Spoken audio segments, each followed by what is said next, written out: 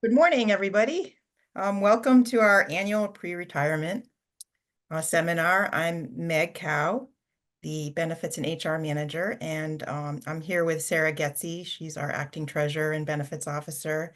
And today we've invited Frank O'Brien to present and Morning. Bob Christoffel. They're on the Wespath benefit team. So welcome. So let's get started. Thank you. Okay. Good morning, everyone. It's my pleasure to be here. It's Bob Christophel's pleasure to be here as well. I am a senior benefits educator here at Wespath. Bob is the manager of benefits education. Bob's role today will be to work behind the scenes. In no particular order, there's some things to speak about before we get started. One of them is we have the question box, not the chat box, but the question box. Go in, you ask questions that you have. Bob will respond as he can, like online, but also periodically throughout the webinar. I will take a break, see if any questions have come in, or if Bob wants to kind of add anything to what we are talking about.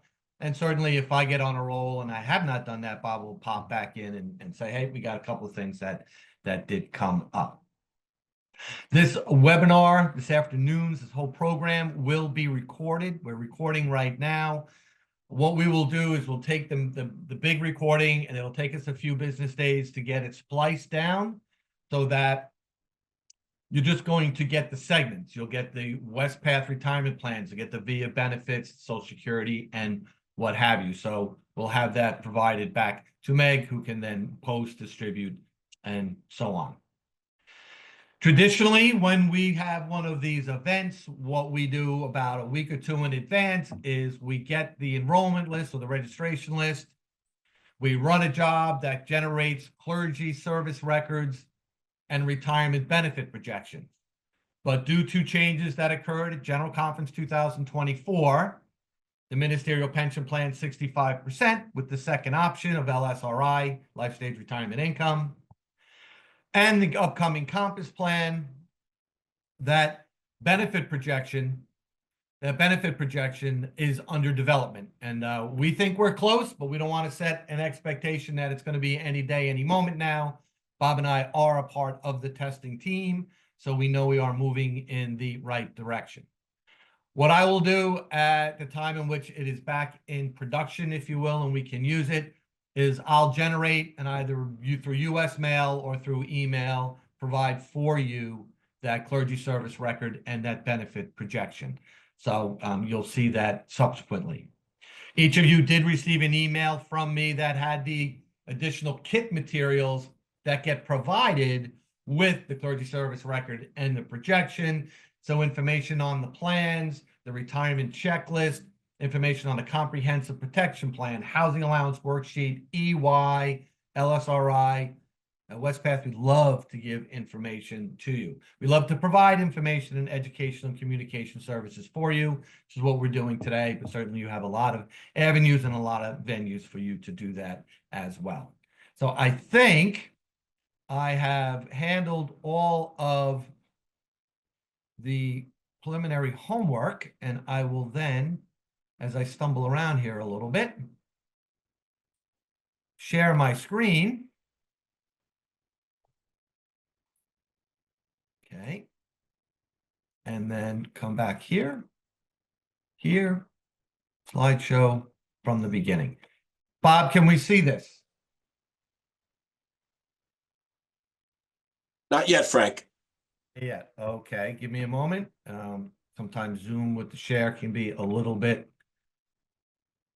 Okay, where?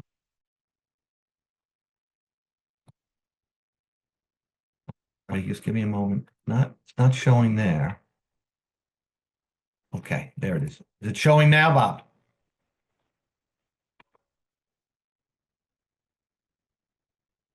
Bob? Yes, I see the slide sorter mode. Okay, so here we go. Now we're up in business, yes? Good. Looking good, Frank. All right, great. So I'm going to drop this down. All right, there we go. Sorry, so we just got to get the whole platform set up. So the road to retirement. The agenda for today And this will take, in and around 2 hours to go through it.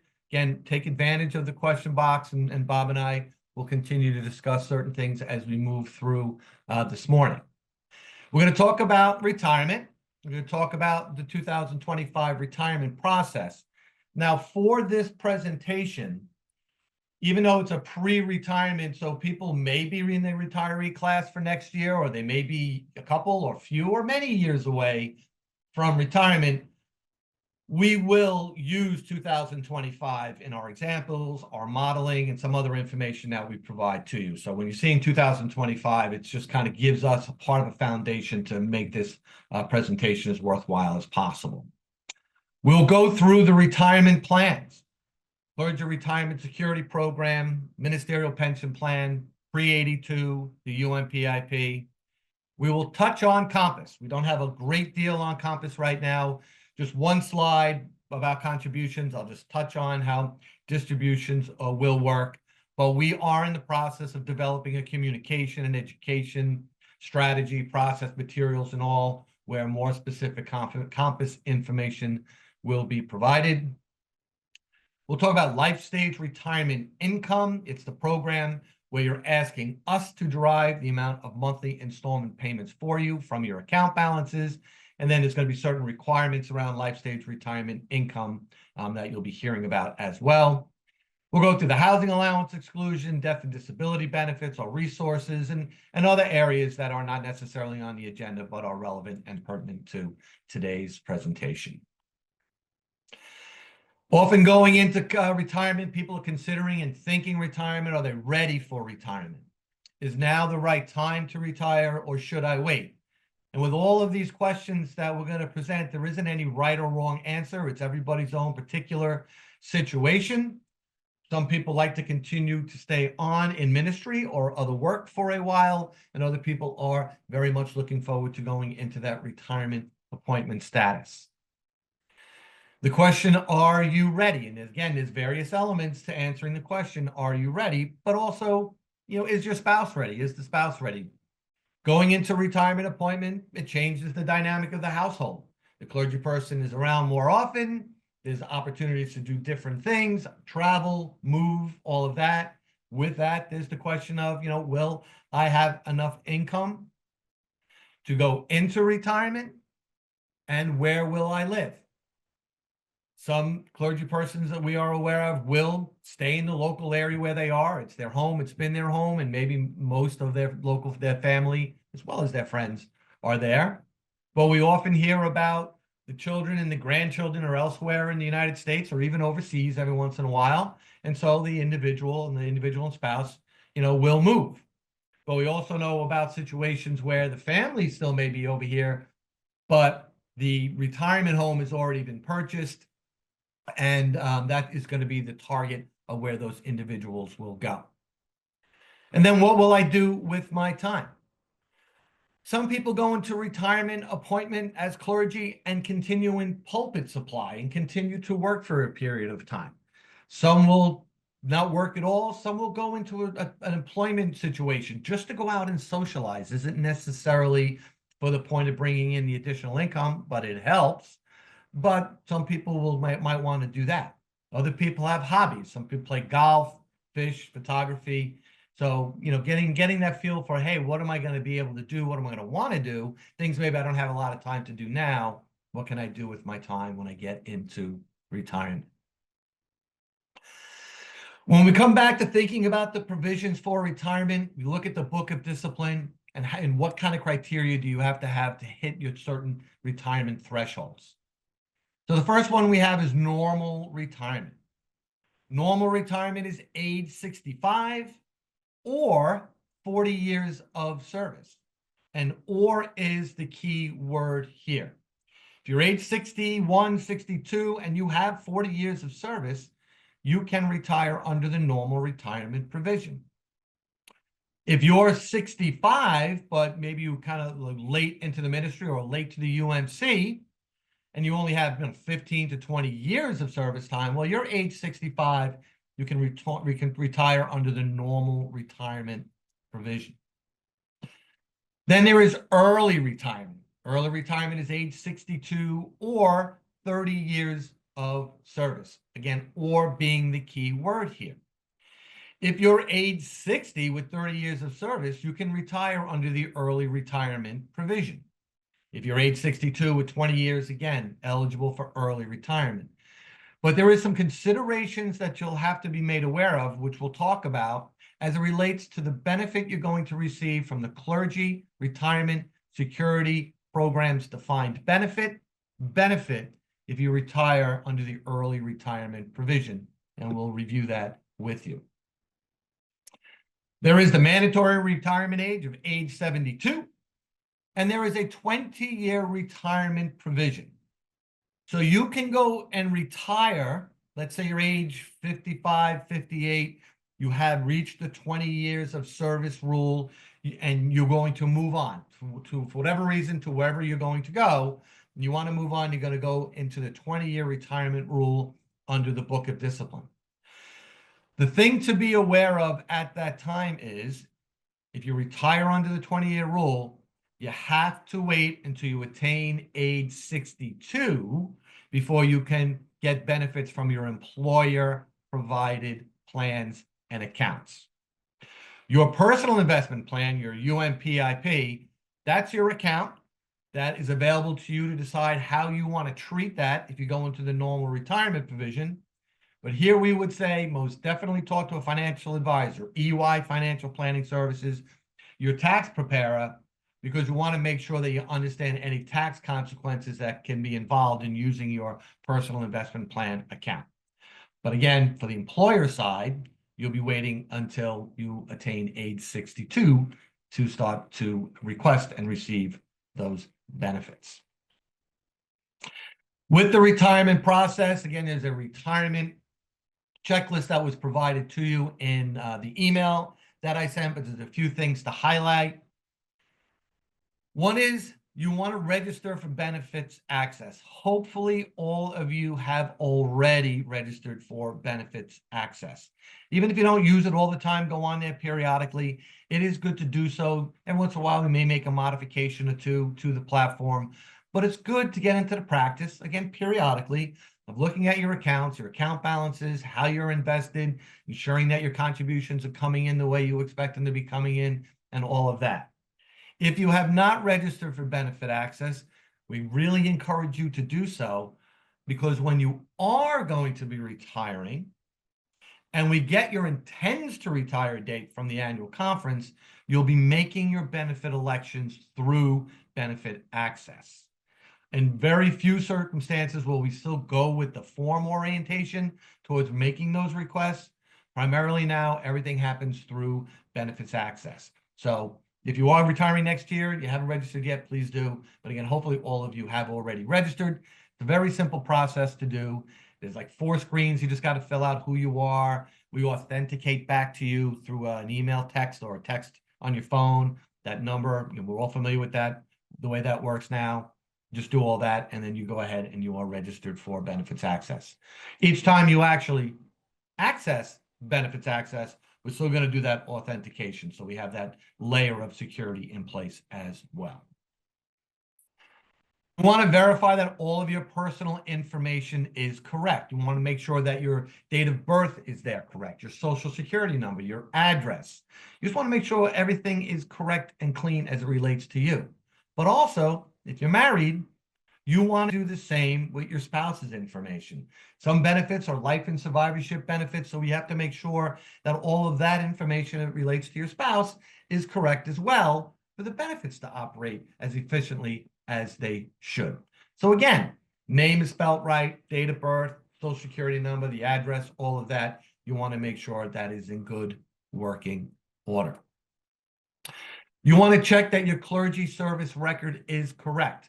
Again, within a period of time, a shorter period of time, I think, but within a period of time, I will get you your clergy service record. But you want to make sure that it as well is in good working order, that it is correct. I mean, first and foremost, it's your ministry or it's your career, it's your time being spent in employment with the UMC. So you want that to really reflect what you have done. But also, certain benefits will use your service record or your service time in the calculation of those benefits or the determination of eligibility for benefits. So you want to make sure that that is correct. You're going to hear about using months and years of service when we calculate the defined benefit annuity in the clergy retirement security program. Anyone with pre-82, we're using years of service in one of the two calculations that we apply to determine what that benefit will be for you. Eligibility for the death benefit through the comprehensive protection plan, years of service. There may be other things that I'm forgetting about in the Wespath complex, but there may be other things just within the Oregon, Idaho annual conference that they're looking to determine, like service for the HRA in retirement. So they're looking at years of service in that as well. Then you want to verify your beneficiaries. Again, another use of the frame good working order. You want to make sure these are correct. That it's, let's just say your kids. The kids' information is correct. The current address is correct. Again, dates of birth, social security number, whatever that information is that we're looking for. You can find this on benefit access to how your current beneficiaries have been assigned. You know, if you're married, primary spouse, and then secondary children, but not married, it can be however you want that to work. If something tragic is to happen to you or you and your spouse, and the beneficiary designations are not in good working order, we're unable to then make the payments out to those beneficiaries. It will go to your estate. It'll go to probate court in whatever state that you live in, take years, cost money, and come out maybe not exactly how you intended that to be. So you just want to make sure that people don't find themselves in that situation. Just make sure that those beneficiaries are set up as you like them to be set up. As far as 2025, and I may have said this already, but within the context of how we framed the presentation, we use 2025 to use as our foundation. So for next year, those retiring next year, they will have to make their elections to receive benefits in July of next year. Those elections will have to be updated on benefit access by Monday, June 30th by 3 o'clock Central Time. So whatever time zone you're in, that you got to think about that. The way I'll frame that is 4 o'clock Eastern Time, because that's when the markets close. And when that happens, that's when the systems behind the scenes start running their routines. And one of those is going to be to sweep that pending file of benefit elections that have been made and start to process annuities, installment plan payments, et cetera, et cetera. Okay. Again, with benefit access, you're verifying that your information and supplemental information is correct as well. We have tools on there where you can take a look at life stage retirement income. Somewhere down the road in this presentation, I'm going to go into detail on life stage retirement income, but we have modeling facilities there. If we get your intends to retire date on benefit access, you're going to see that graphic there on the screen. Hopefully that's coming through okay. Just a box under the word summary with a gentleman there smiling because he's going into retirement. And there's a link there. Those are the screens that you're going to be getting presented with to make your benefit election determinations. So that'll all happen through benefit access. You'll hear more about this, obviously, for those retiring this year and in subsequent years as we start talking about timeframes and requirements. This is a picture of our Wespath retirements team. We have our customer solutions area. And in our customer solutions area, we have a carve out of individuals. And these are these individuals who are our retirement team. They deal with our retirees. Going into a new year, the retiree class of that particular year, they are available to those individuals to help them navigate the benefit access screens, just to get more and more familiar with them, and even actually help them fill them in as appropriate. But they're always there once you're in retirement, through your retirement, to ask any questions that you may have, make any modifications to benefit elections that you made where you're permitted to make modifications to those benefit elections. They are there as a dedicated support group for retirees. And that's the picture of them right there, a great group of individuals. When you're thinking about retirement, and again, we're kind of getting back into the financial aspects, the income aspects, you want to make sure you understand your sources of income. We're going to talk about our retirement plans, the Clergy Retirement Security Program, the Ministerial Pension Plan, the Pre-82 Plan, We're going to review those plans and the different options that are available to you to receive income. But we're also going to talk about the voluntary plan, the United Methodist Personal Investment Plan, and how your participation in that is going to derive income in retirement. But certainly if you have other plans, when we talk about the UMPIP, you're going to hear that that's the plan where we have a rollover account available to you to roll over any prior employer retirement plans, qualified retirement plans, to bring into the UMPIP to consolidate all of your retirement accounts to maximize how you can derive income from those retirement accounts. Then you also want to be thinking through what is your spouse's sources of income. So your spouse may have worked for many years and decades and have a pension, like a teacher. Certainly there's a lot of still traditional pensions in the teacher world, or in corporate 401k, all of that. As you start to bring all of that in, Social Security, your Social Security, your spouse's Social Security, once you start to consolidate that all together, that actually helps to inform you in terms of what kind of benefit election options you want to make from the Wespath stuff, because you may have other things in your household that can kind of help you think through the best elections to make to receive income in retirement and then through retirement. So you want to understand how that all works together.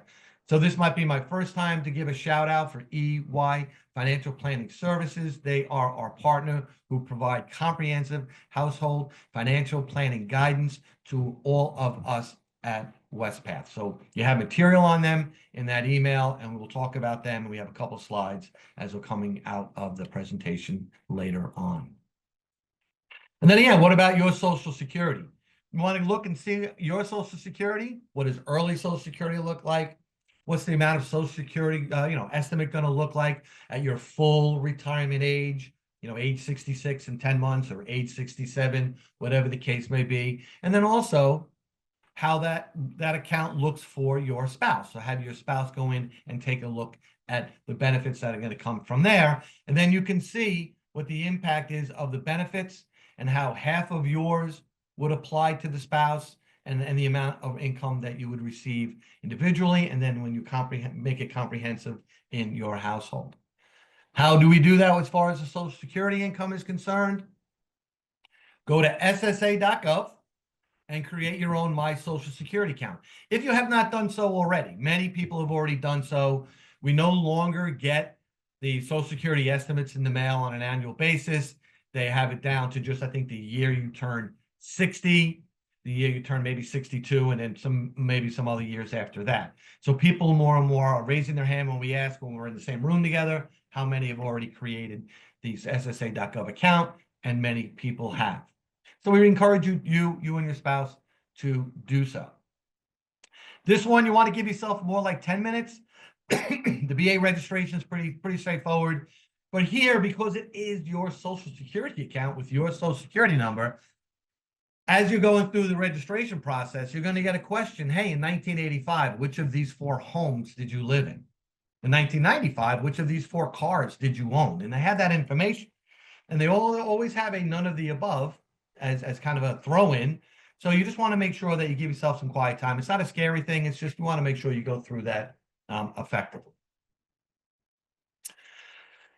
Now we'll talk about the Wespath retirement plans. We're just kind of getting through the introductory type slides, but I'll just see, Bob, if anything has come up, any questions there may be, or any technical issues that we're working through or anything like that. No questions at this point, Frank. Okay, Well, great. Thank you much. you're welcome. All right, so we'll talk about the Wespath retirement plans. And we're talking about the road to retirement, and so we're on a journey. So on that journey, we have to have our map. And so here we have a simulation of the Google Maps. And we're going to have that journey kind of define itself by the various plans that you have participated in or may have participated in through the course of your time with the UMC, with Oregon, Idaho, other annual conferences within the context of plans.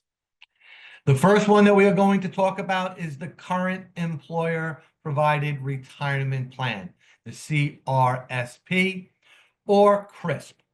As you can now realize, in the employee benefits world, we love our acronyms. I'll try to remember not to overuse them and continue to articulate what they actually stand for.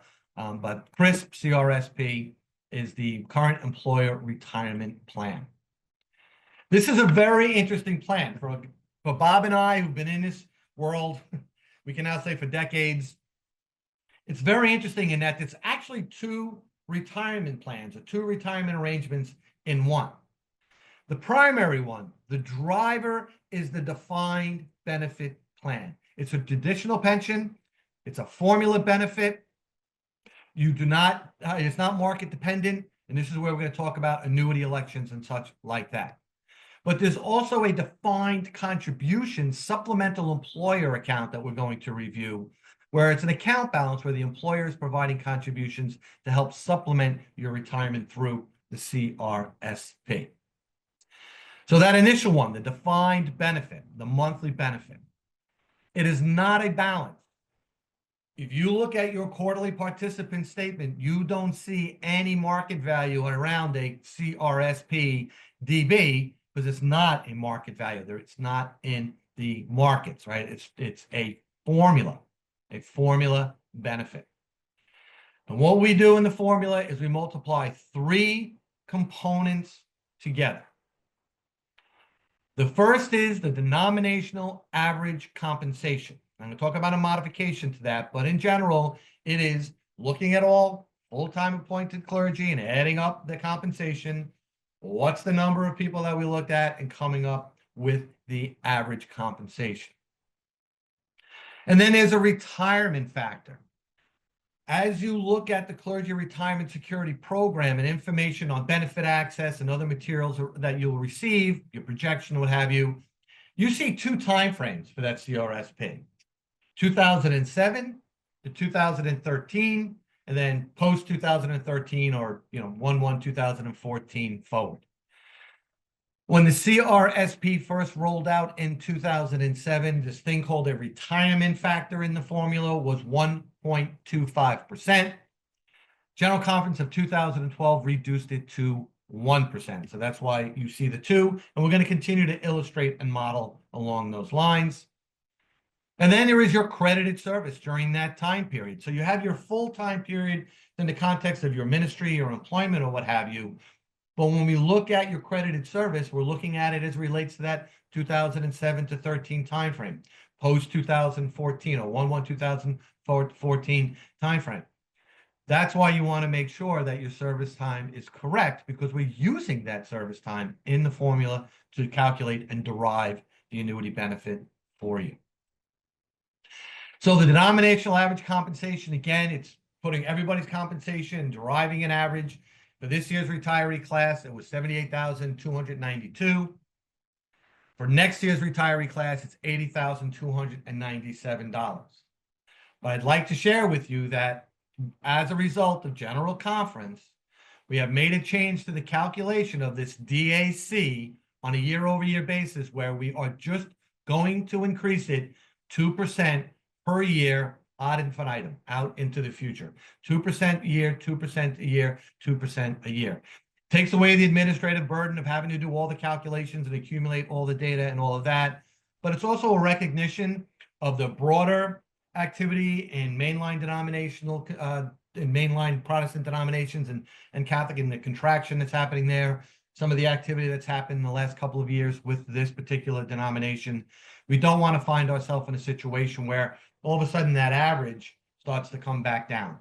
So we have it now so that it will go up 2%, 2%, 2%, 2%.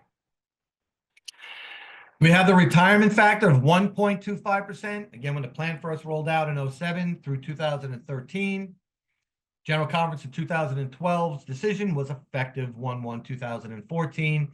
And again, for the sake of our modeling today, June 30th, 2025, you have that 1% retirement factor. And now your credited service. We're looking at those timeframes. So for our modeling today, we're assuming full-time appointed clergy. It's 7 years. For January 1/14 to June 30, 2025, it is 11.5 years. So we have our three components: the denominational average compensation, the retirement factor. months and years of service. And now we're doing the math. We're multiplying those together. So that DAC is there, the 80,297. The factor of 1.25%, 7 years. We come up with an amount. We divide by 12, and it comes up with an initial amount of $585 per month. Now we look at the other second time frame, the 14 through 2025. We have the same DAC. We now have a 1% factor, 11.5 years. We multiply them together. We come up with the amount of 9234. Divide by 12. We get $769 per month. And then we add them together. So the initial calculation comes up with an amount of $1,354. However, your choices that you will make will impact your retirement income. You're going to hear about surviving spouse benefits and having a life and survivorship annuity and how that will impact the amount of income to be received. We have an annual cost of living adjustment, or COLA, that gets attached to the annuity, and that annuity will go up by that percentage each year. For the CRSP plan, it has to be at least 2% as the cost of living adjustment, but you can go 2, 3, 4, or 5% as that COLA. And then the higher the COLA percent that you elect, it's going to impact the initial amount to you. But I have a graphical slide later on that shows you what the long-term impact of a higher COLA percent over the compounding effect over time to derive increased income later on in retirement. And then there's the early retirement, and I have a slide that will talk. Okay, great. I'm just going to go. I believe Frank was right up to, he was talking about CRSP, the defined benefit, and the choices that you make are going to impact your retirement income, depending upon what annuity you choose. The survivor spouse benefit, you have 6 different options to choose from. They all provide you with a lifetime of income. They just pay differently. The COLA will impact, there was a minimum of 2% COLA for CRSP. And then early retirement, if you decide to go out under the early retirement provisions outlined in the Book of Discipline, your benefit would be reduced. It really depends upon how early your early retirement is. One of the tough choices is, what annuity do I choose? Okay. For a married clergy person, really the standard form of payment is a joint and survivor annuity. This lasts 2 people's lifetimes, and that really does provide some financial security, knowing that you're not going to wake up one day, 1 month, 1 year and say, oh no, my CRSP defined benefit stops. It continues as long as you do, and if elected at the time of your retirement, will continue uninterrupted. A percentage of it that you have elected uninterrupted for the remainder of your spouse's life. Things to think about when you make this choice, and this is a decision that's not revocable. Okay, so what really our job as benefit educators is, we want you to understand the 6 different annuities, not just the one that you choose, but the ones that you did not choose. So things you think about, your age, your spouse's age. I've talked to clergy that their spouse is significantly younger or significantly older. That could impact your choice. Family longevity. What is the history? Is everybody in your family living well into their 90s? How are you feeling? How is your health? How is the health of your spouse? I've talked to clergy who have told me their spouse is terminally ill or have some significant medical issues. That would impact the type of annuity that you choose. But also, what other sources of income will you and your spouse have available? Now, we mentioned early retirement will also reduce your benefit, okay? And it really depends upon how early that early retirement is. Frank had talked about the different types of retirements outlined in the Book of Discipline. And your normal retirement was age 65 or 40 years of service. So if you decide to go out early and commence your CRSP defined benefit, it will be reduced. The reduction might be very insignificant, or if it's like 62, it could be, a more significant reduction. The way it works, and I've talked to clergy that are like a month early, and I say, well, you have a choice. Do you want to receive a 0.5% reduction, or do you want to receive the $1,354 per month? So there is really a trade-off for that. In this example, this is going to be a age-based reduction. The clergy person is 63. They don't have the 40 years of service. Okay, if they did, we wouldn't be looking at any early reduction factors, early retirement reduction factors. So we're going to base it upon the age 2 years early, 0.5% per month, 6% per year, a 12% reduction. The benefit is brought down to $1,192. So they could look at a projection and say, hey, would I rather have the reduced benefit right now for the next 2 years, or would I rather wait and get the full $1,354? Now, that's the tough part. And we always tell clergy when we do retirement seminars and webinars in the spring that, that's a tough choice. And I always say, focus on the CRSP defined benefit component first, okay? The defined contribution is easy, okay? And you have more flexibility. I also tell clergy that are retiring, if you are age 65 or have reached those 40 years of service for normal retirement, you should take CRSP defined benefit, whether you need the money or not, because it's not going to get bigger. It's not going to get changed. And someone had asked me in the question box before I kind of flipped over to doing the presentation, they asked about the DAC and, how does the DAC work? You get the DAC in the year that you retire. So for those that retired, last July 1, 2024, they got the DAC that was calculated for 2024. If someone's retiring next year, we'll use the 2025 DAC. If you're retiring in the coming years past July 1st, 2026, when Compass is in effect, you'll get the DAC plus those annual increases. If someone decides to go out under early retirement, let's say this was a few years ago, under early retirement, and they wait, they're still going to get the DAC in the year that they actually retired, not the year that they commenced their benefits. Now, the account balance component of CRSP, it is an account balance. It's not a formula-based plan. You do see the account balance on your quarterly statements. And we do have participants that are self-managing the investments in CRSP DC, or you can use Life Stage Investment Management. When you reach retirement, it's available to you. This is your money. You can self-manage it. That means you could tell Wespath how much you want to take out. You could take partial distributions, full distributions. I like to think of these plans as designed for monthly income. You can include these balances in life stage retirement income.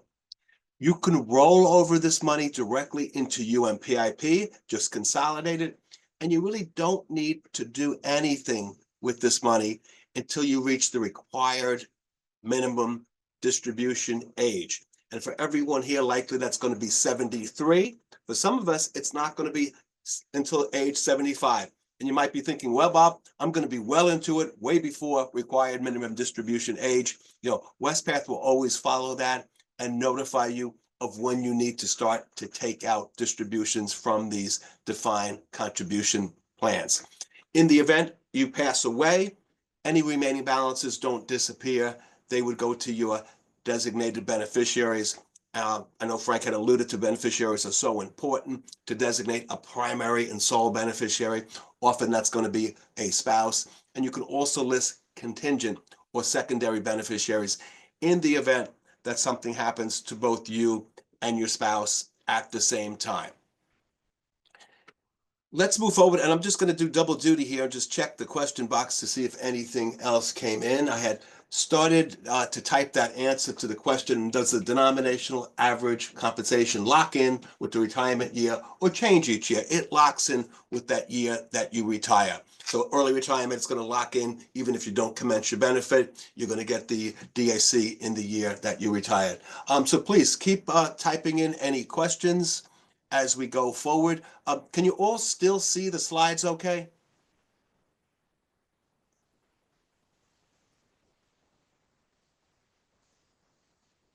if anybody just wants to Yeah, I can type. say, yeah, I'm seeing them, Bob. I'm back, but I'm not trusting the stability of the platform right now, Bob. Okay, yeah, Frank, that's fine. As long as you can see the slides, one big slide, and if you could, work the chat and the questions, I'll try to do this justice and carry forward with talking about the voluntary plan, the United Methodist Personal Investment Plan. And I'm sorry, I'm jumping ahead. The car that we're on the road to retirement is actually the Ministerial Pension Plan, or MPP, which existed from 1982 through the end of 2006. And what makes MPP a bit different, but also in my mind from a plan design perspective, very similar, um, is that it is an account balance now. Nobody is self-managing their MPP account balance. Upon commencement, and this is exciting, you now have two different options with the 65% of MPP. For many, many years since I started in 2014, it was always MPP, 65% has to be annuitized, becomes this lifetime annuity for you, and if elected, continuing to your surviving spouse.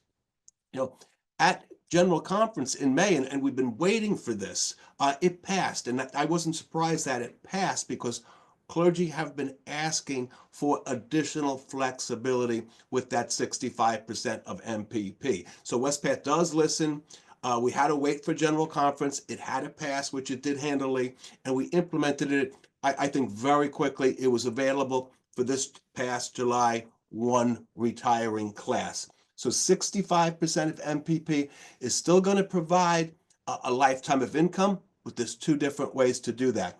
And then the 35% that's not annuitized or transferred over to life stage continues to be really a flexible account balance. Just like CRSP defined benefit, you have 6 annuity options to choose from.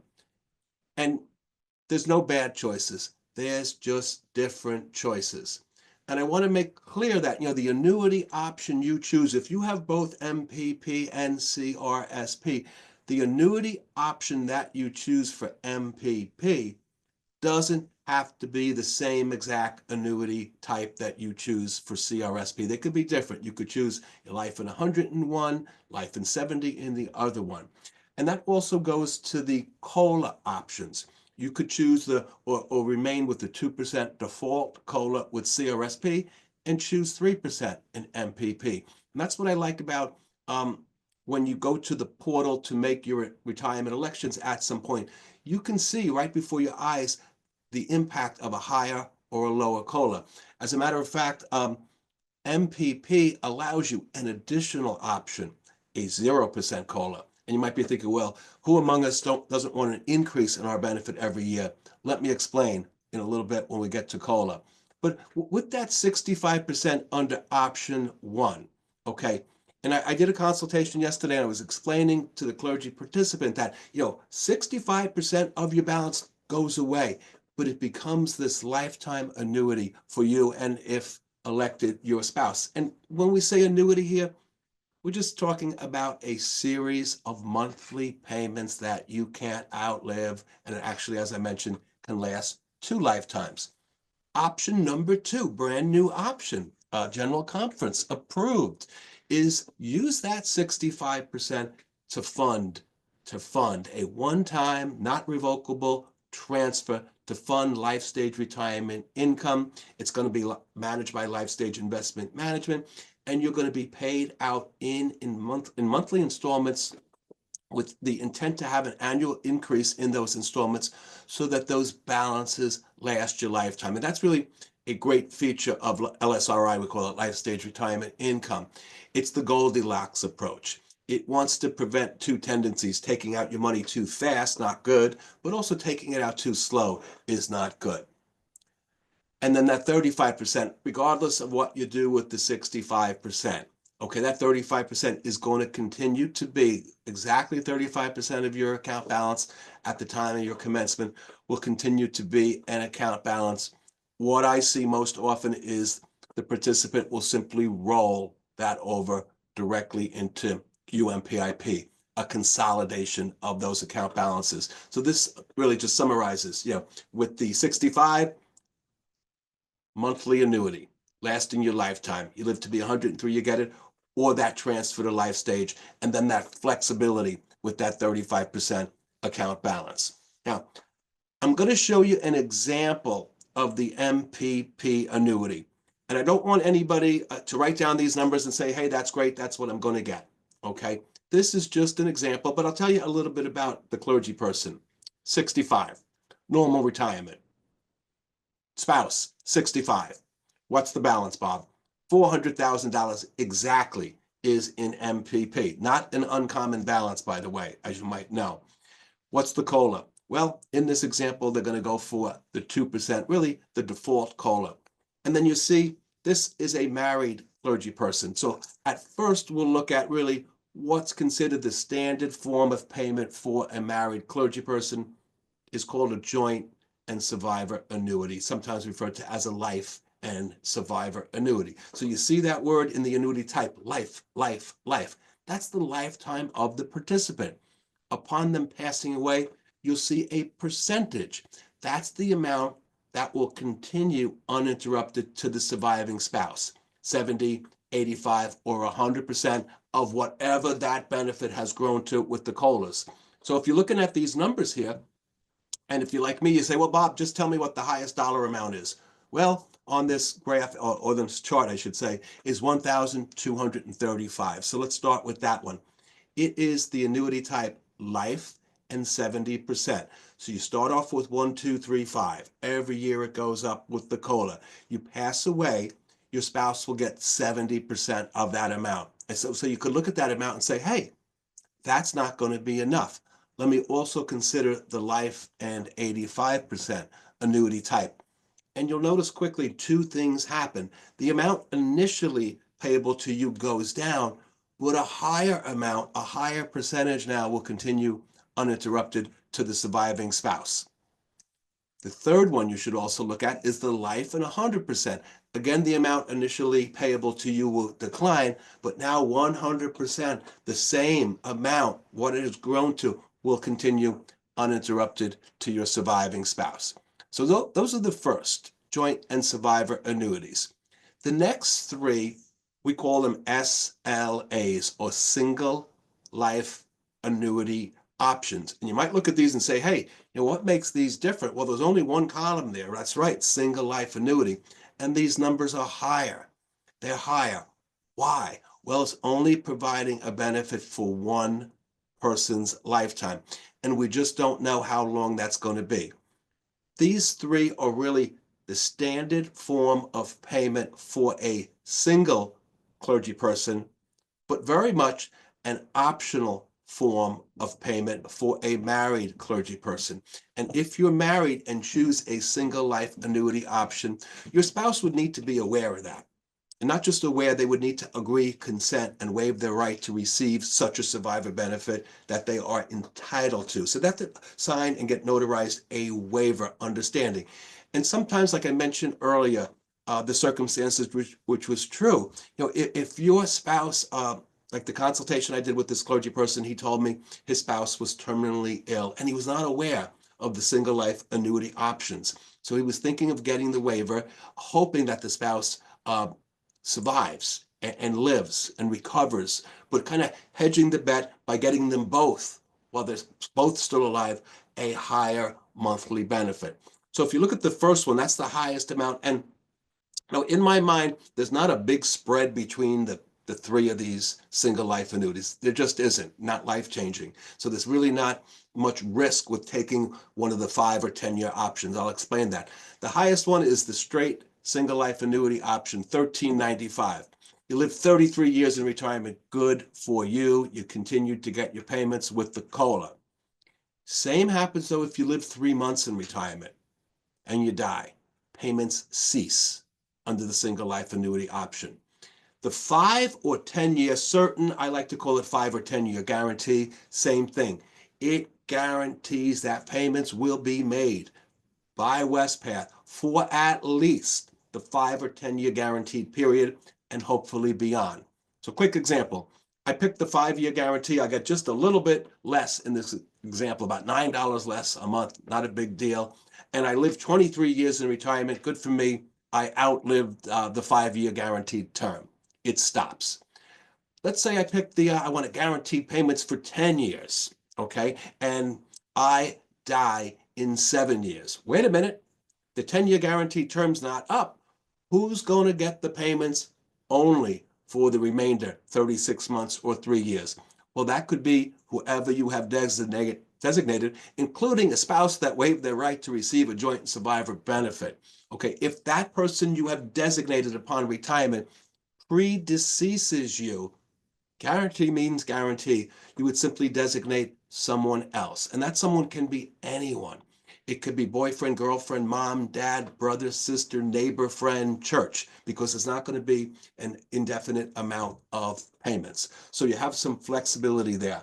So again, you pick one option here, but I want you to understand all 6 annuity types. You can choose a different annuity type, a different COLA. Frank, I'll pause for a second and just check for understanding and see if any questions have rolled in. Oh, no questions have rolled in, but when you referenced another question from earlier, I'm not seeing that. So I'm not sure exactly what's happening, and I already had a couple of hesitations and spinning. So again, I'm not trusting the connection that I have right now. Okay. One thing in the question box, you'll see like there's a way to hide the questions that are answered. Open questions. Okay. There's kind of a few tabs on top if that helps reveal themselves. Okay. And let me just shoot this one here. Let me send this one. Might free it up too. There's all Okay. questions. You'll see a tab for answered questions and then dismissed questions. There are no dismissed Okay. questions. Okay. I see that. So there are no questions, but again, I'm still a little uncomfortable. All right. Well, I will just continue. And that's Please. an important choice. That annuity type. I'm not trying to be dramatic about this, but it is important. It's an important decision that you need to make because it's not revocable. Let's say you're retiring July 1st. You can't call up Wespath in 3 months and say, "Hey, you know what? I messed up. I picked the wrong annuity. I picked the wrong COLA. Let's do this again." They're not going to permit you to do that. So it's a tough choice. You can work with the benefit education team. You can work with EY. I want you to make a decision that's right for you and your family, that's right for your budget, your lifestyle, your housing circumstances. So as Frank mentioned, there's plenty of help along the way from the annual conference, from the team that I manage that Frank's part of, and Cheryl and Todd, as well as EY Financial Planning Services, or you might have your own financial advisor as well. Okay, hopefully I didn't mess this up and you can see the COLA is an annual increase in your benefit. Okay, COLAs are important.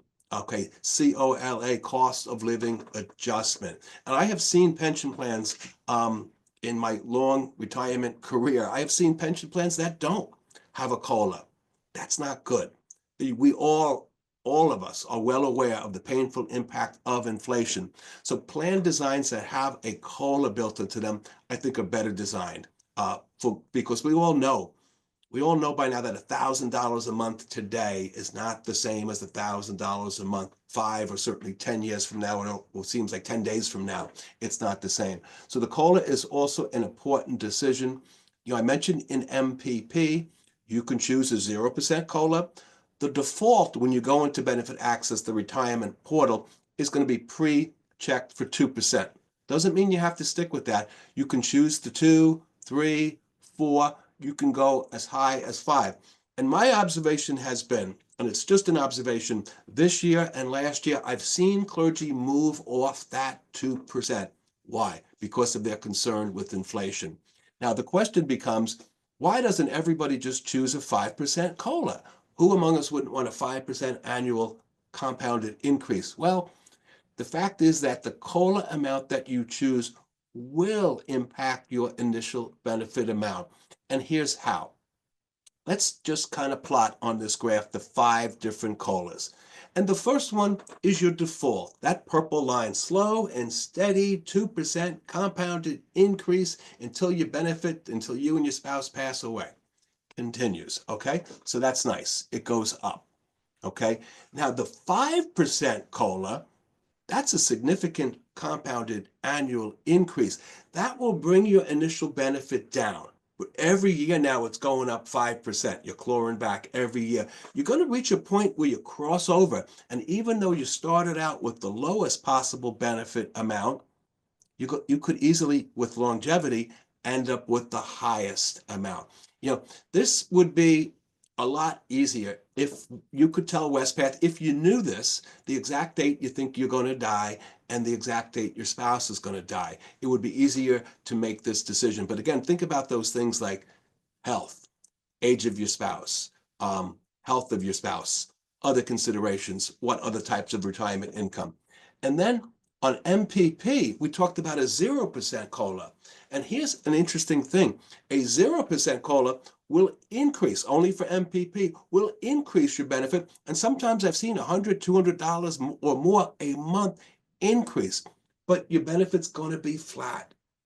It's not going to increase, okay? So you're going to start out with the highest benefit, but later on with longevity, hopefully, you're going to end up with the lower benefit, but you got to enjoy those higher payments all along the way.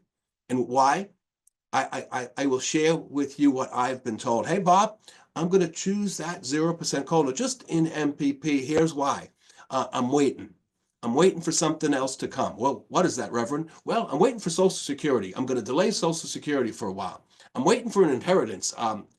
My spouse's great-great-grandmother is getting close, and there's going to be money coming, but we got to get there. Those are some of the reasons why I've seen the higher and lower COLAs chosen. And then the last one is the yellow and green, just tracks the kind of in between those two extremes of 0 and 5, the 3 and the 4% COLA. So I hope that makes sense. That too is not a revocable decision. So things to think about with MPP. Let's say a clergy person is looking at a normal retirement age 65. Okay. First choice is to do nothing with MPP. Easy for me to say. They might need income from that money right away, from that plan right away, but they don't have to do anything. You might recall this age, 70 and a half. That was around for years. That's when the government said, hey, you got to start taking something out of these plans. What plans? 401ks, 403bs, IRAs. They've raised that several times now with the Secure Act 1 and Secure Act 2. They raised it to 72. Now it's 73 for a lot of folks, depending upon when you were born, or 75, okay? Most folks, I think, will be well into it by then. Wespath will track that, but you do have that option. And it doesn't mean that the MPP balance is frozen because you're waiting. No, it's still invested, still earning, and hopefully growing. So think about that 65%. Again, two different options, very different. And you can comparison shop. You can see, well, what's the annuity going to give me per month, Bob? What is the life stage one-time 65% transfer going to give me? You can do all that on Benefit Access, determine those amounts, and make a decision. You can kind of mix and match this. You can say, hey, I'll take the annuity now. I'll just roll over the 35% and wait. Or say, no, I'll take the 35% now. Maybe I need a distribution from that for a housing down payment. So you can kind of mix and match this depending upon your situation. In my 10 years with the agency, I firmly believe that no two retirements are exactly alike.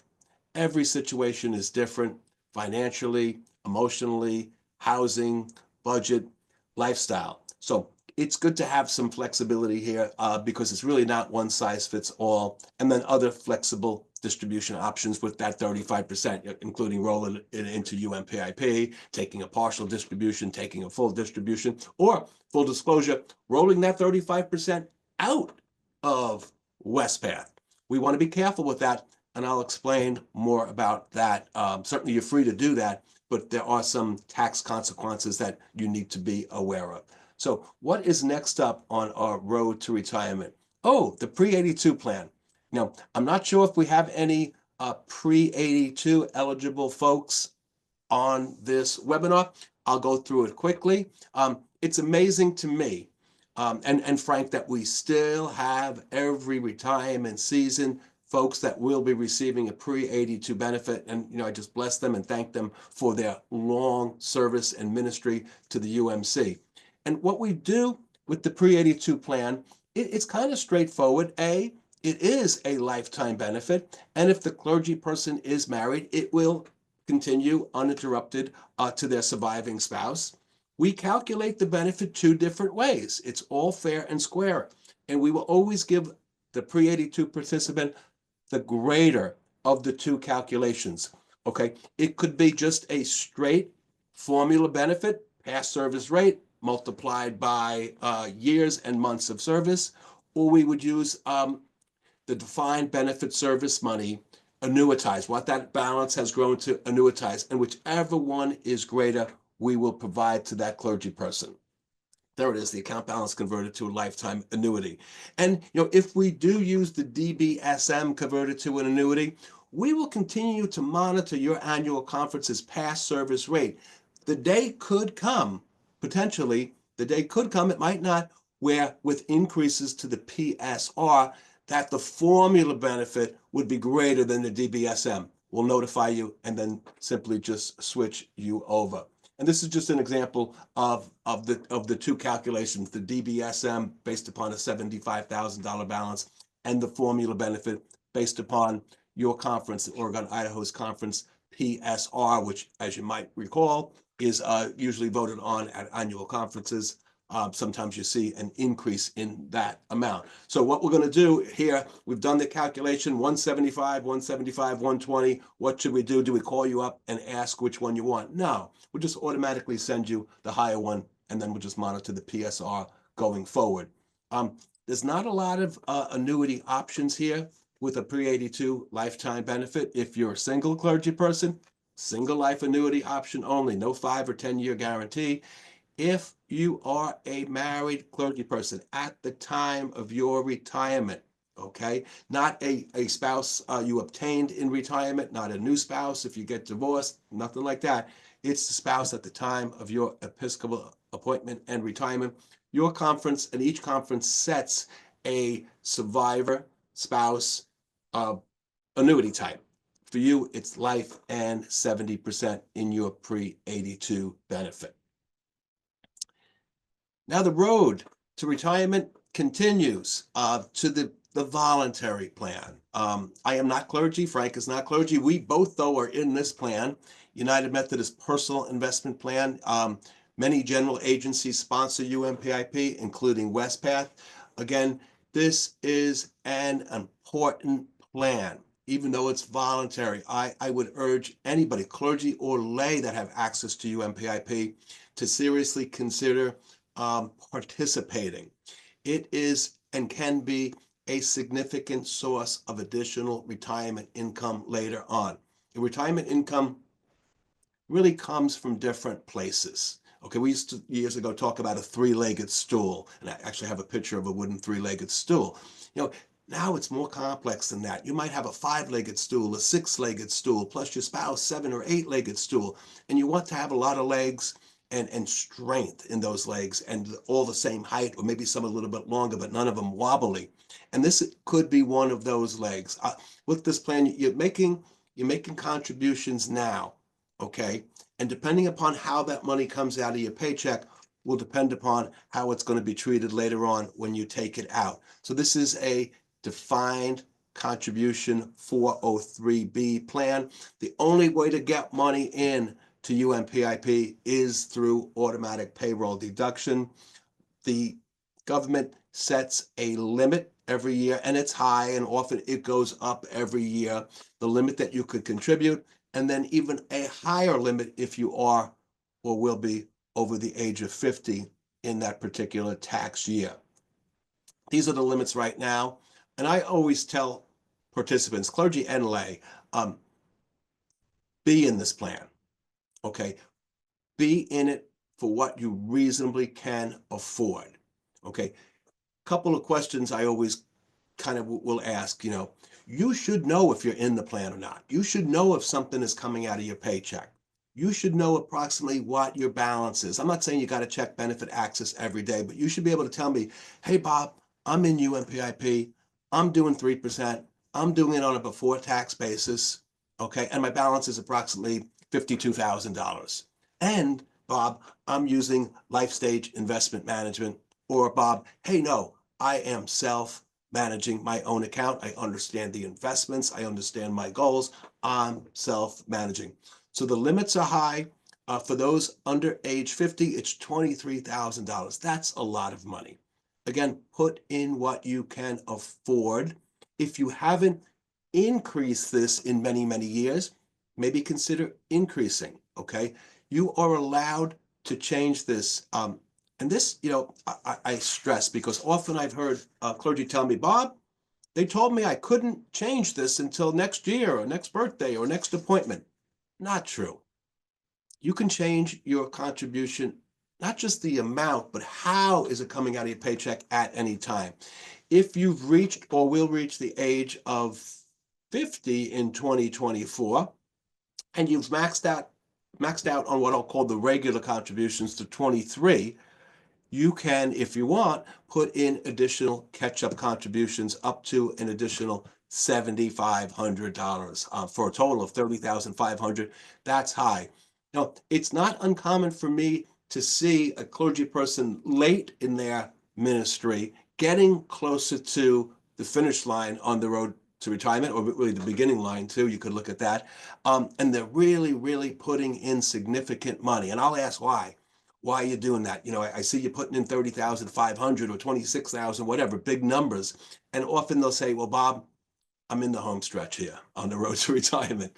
Bob, I'm getting closer to the end here. And I couldn't do it earlier on in my ministry. I had seminary debt, and then kids came along. I had raising kids, and I had competing needs here for my paycheck. But now I can. Now I'm doing it. Now I'm getting closer. So just the key takeaway here is that it's flexible. You can change not just the amount, but how you're putting it in. The most common way we see money going in is a before tax contribution.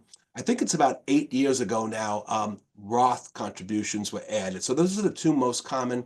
It's always good, especially with Roth. I would never pretend I know enough about your financial situation to say, hey, everybody should do Roth contributions. Maybe, maybe not. What I can tell you, it's a good conversation starter with EY. Should I be doing Roth? Will I need, and can I take advantage of tax-free income later on?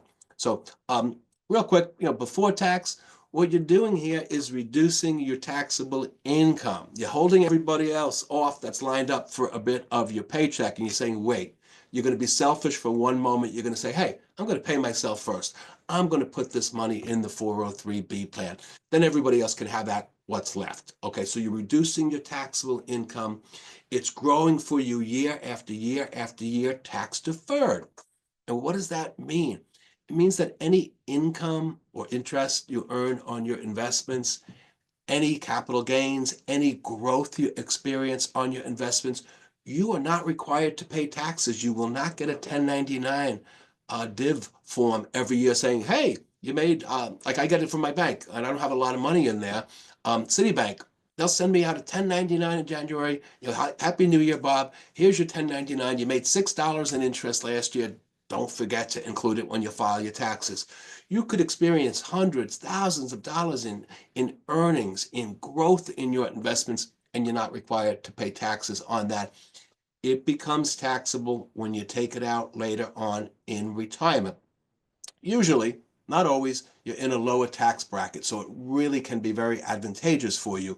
Plus, as a clergy participant, you have the advantage of the housing allowance exclusion in your retired status with the annual conference, and we will get to that in a few moments. Roth contributions, the way they work is kind of the opposite. Roth. It is a form of after-tax contribution, so you're paying your taxes up front now.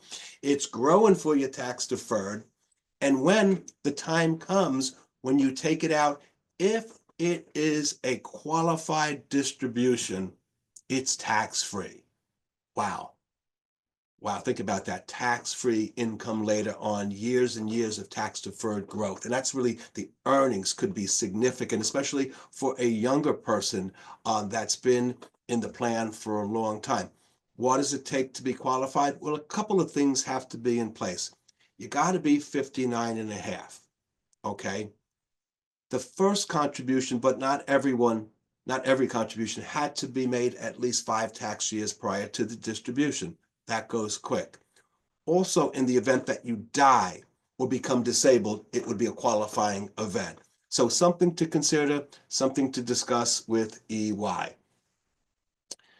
The word rollover. Rollover just means moving money in a plan. Rollover really talks to the portability of 403B plans, okay? Rollover is very, probably more common in corporate plans, 401ks, where people change jobs.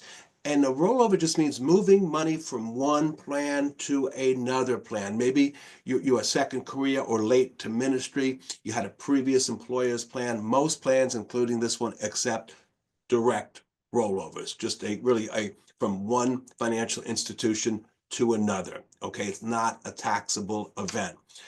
We do accept these rollovers. We do have rollover specialists at Wespath. It's a very common transaction. This would be kept as a separate source of money on your statement, and that's available for withdrawal even before 59 and a half if needed. Always, I think, when moving money, check with that institution, make sure, because you'll find very quickly that investment companies, not Wespath, investment companies are very reluctant to give up money to another investment company. Make sure there's no fees, redemption fees, back-end loads, anything fancy like that, restrictions. Normally, it's a pretty straightforward process, especially with 401ks, 403Bs, and IRAs. And also maybe just check with EY on that as well. The last one, we'll go through this quick because I don't want you to do this unless you've really considered fully the Roth and the before tax, is we do have and allow, and there's not a lot of it going on, is what I call a straight after-tax contribution. And you're paying your taxes now. It's growing tax deferred. So what's the difference, Bob, between Roth and after-tax? There's a big difference here. And if you were considering after tax, I'd say strongly, please consider Roth. The difference here is that the earnings that you've made on your investments all these years, when you take that out later, that's taxable, okay? You don't have to calculate that. Wespath will keep track of that for you, but still it's taxable, okay? Not the contributions, you've already paid your taxes on that, as opposed to Roth, 100% tax-free income if qualified. Now, as Frank had promised, we're going to cover a little bit about Compass, okay? This is for clergy. It's the new retirement plan, very exciting. We still have about, October, November, December, about 15 or 16 months before Compass will be up and running, okay? This was a long time coming. We needed General Conference to approve Compass, and they did. There was this discussion on it. It is really, it's a great plan.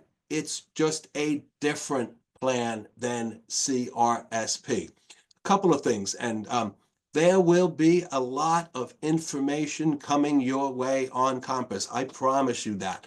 There will be seminars, there will be webinars, there will be communications, there will be folks you can talk to. We're going to really have a robust communications campaign, and the benefit education team that I'm on will be very much involved in that. Right now, we're trying to give in pre-retirement sessions kind of like a little primer, a preview, if you will. Maybe you've heard bits and pieces on Compass. There's a lot of information on our website. I believe it was one of the handouts that Frank had emailed to you as well. First off, I want to start with retired clergy, because we do get the opportunity to talk to a lot of retired clergy groups or associations. Nothing's going to happen with your benefits, okay? Whatever you're getting will continue, okay? If you're getting your CRSP benefit, you retired last year, the year before, 5 years before, you're going to continue to get it in whatever COLA. If you're getting MPP, that's going to continue. Pre-82, that's going to continue. UMPIP. For active clergy, and this is the part I like. Nothing is going to be lost. Nothing is going to be taken away from your CRSP defined benefit or defined contribution plan. You're just come the end of next year, you're not going to accrue credited service every month anymore. There's going to be a cutoff. And then Frank talked about that artificial 2% increase in the DAC going forward. So that's pretty good, because let's say you have 10 years to go. You wouldn't want to look back on the 2025 DAC to do your calculation, and you won't be. Okay?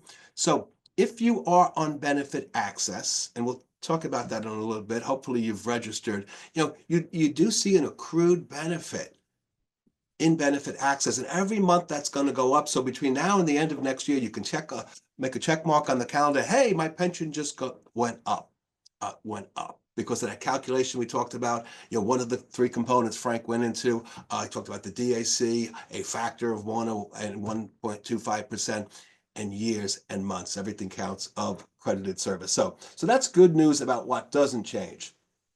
The plan design, though, boy, that does change. It's not a traditional defined benefit plan. Technically, it's a defined contribution plan. And you're going to be receiving, hopefully, and this is the important part of Compass that I want to stress. And we have annual conferences that are gearing up for this already because they're concerned. To make Compass work, a couple of things have to happen. You're going to be receiving what we're going to call, maybe we'll change the name of it. For now, we're calling it a flat dollar contribution, beginning at $150 per month and going up 2% per year in $5 increments. So that's just every month you get that flat dollar contribution. And then you're going to get what we call a pay dependent contribution. Okay. 3% of your compensation, they're calling it here pensionable pay. That term could change. 3% is going to go in. I like to call that, from a plan design perspective anyway, a non-matching contribution. You don't need to do anything to get it. Similar to the CRSP defined contribution, 2% non-match, doesn't require any action. This is going to be 3% of your compensation. And then this next one is critical. It's critical. We talked about the voluntary plan. The third one is a matching contribution, which is dependent on you making contributions, okay? I encourage everyone, if you're not doing 4% of your pay right now, try over the next 12 or 14 months to ratchet that up to 4%. Absent of that 4%, Compass is not going to work as well. The needle will be off. Here's why. Let's say you have a clergy person that's not contributing. Okay, that's an 8% hit because they're not putting in 4% and they're not getting a 4% match. So that is going to really mess this up, is the best way I can say it. So we're encouraging everybody, in any plan, I would say this, whether you're clergy or lay, your spouse, friends, neighbors, family, anybody in a 401k or 403b plan that has a matching contribution, take advantage of it. It's something you're not going to find at a bank or an investment company or a mutual fund company. So 3 different types of conference or church contributions, okay? It also has some important provisions in it, okay? How you take money out later on, okay? There is a spending phase, and that's done through life stage on the plan sponsor contributions. And it's also got a feature which I am really happy about that's going to help clergy, especially younger clergy that have significant seminary debt, student loan debt, help to treat those as if they were contributions so they don't lose out on that match. So let's talk about investing your account. Wespath benefits, we talked a lot about the benefits and investments. Okay, we are very much an investment company. Depending upon what day it is, it's about $26 billion in assets that we manage on your behalf. Whose money is that? Well, a little bit, very little bit of it is mine. It's yours. It's institutional investors. It's the pension plan. It's MPP money. It's UMPIP money. A lot of money. When I started at the agency, it was about $19 billion in assets. So it's really, really gone up over the last several years. For me, it's all about participants and what are we trying to do for participants. And I am proud of what we do on behalf of our participants. a couple of things I want to point out, toward the bottom, we're investing this in a very sustainable investing philosophy and practices that we follow up. Excuse me, Bob, if I could interrupt. Sure. But yeah, but I'm struggling again a little bit here. But a question came in and I just thought I would just put it out there before you got into that next, okay?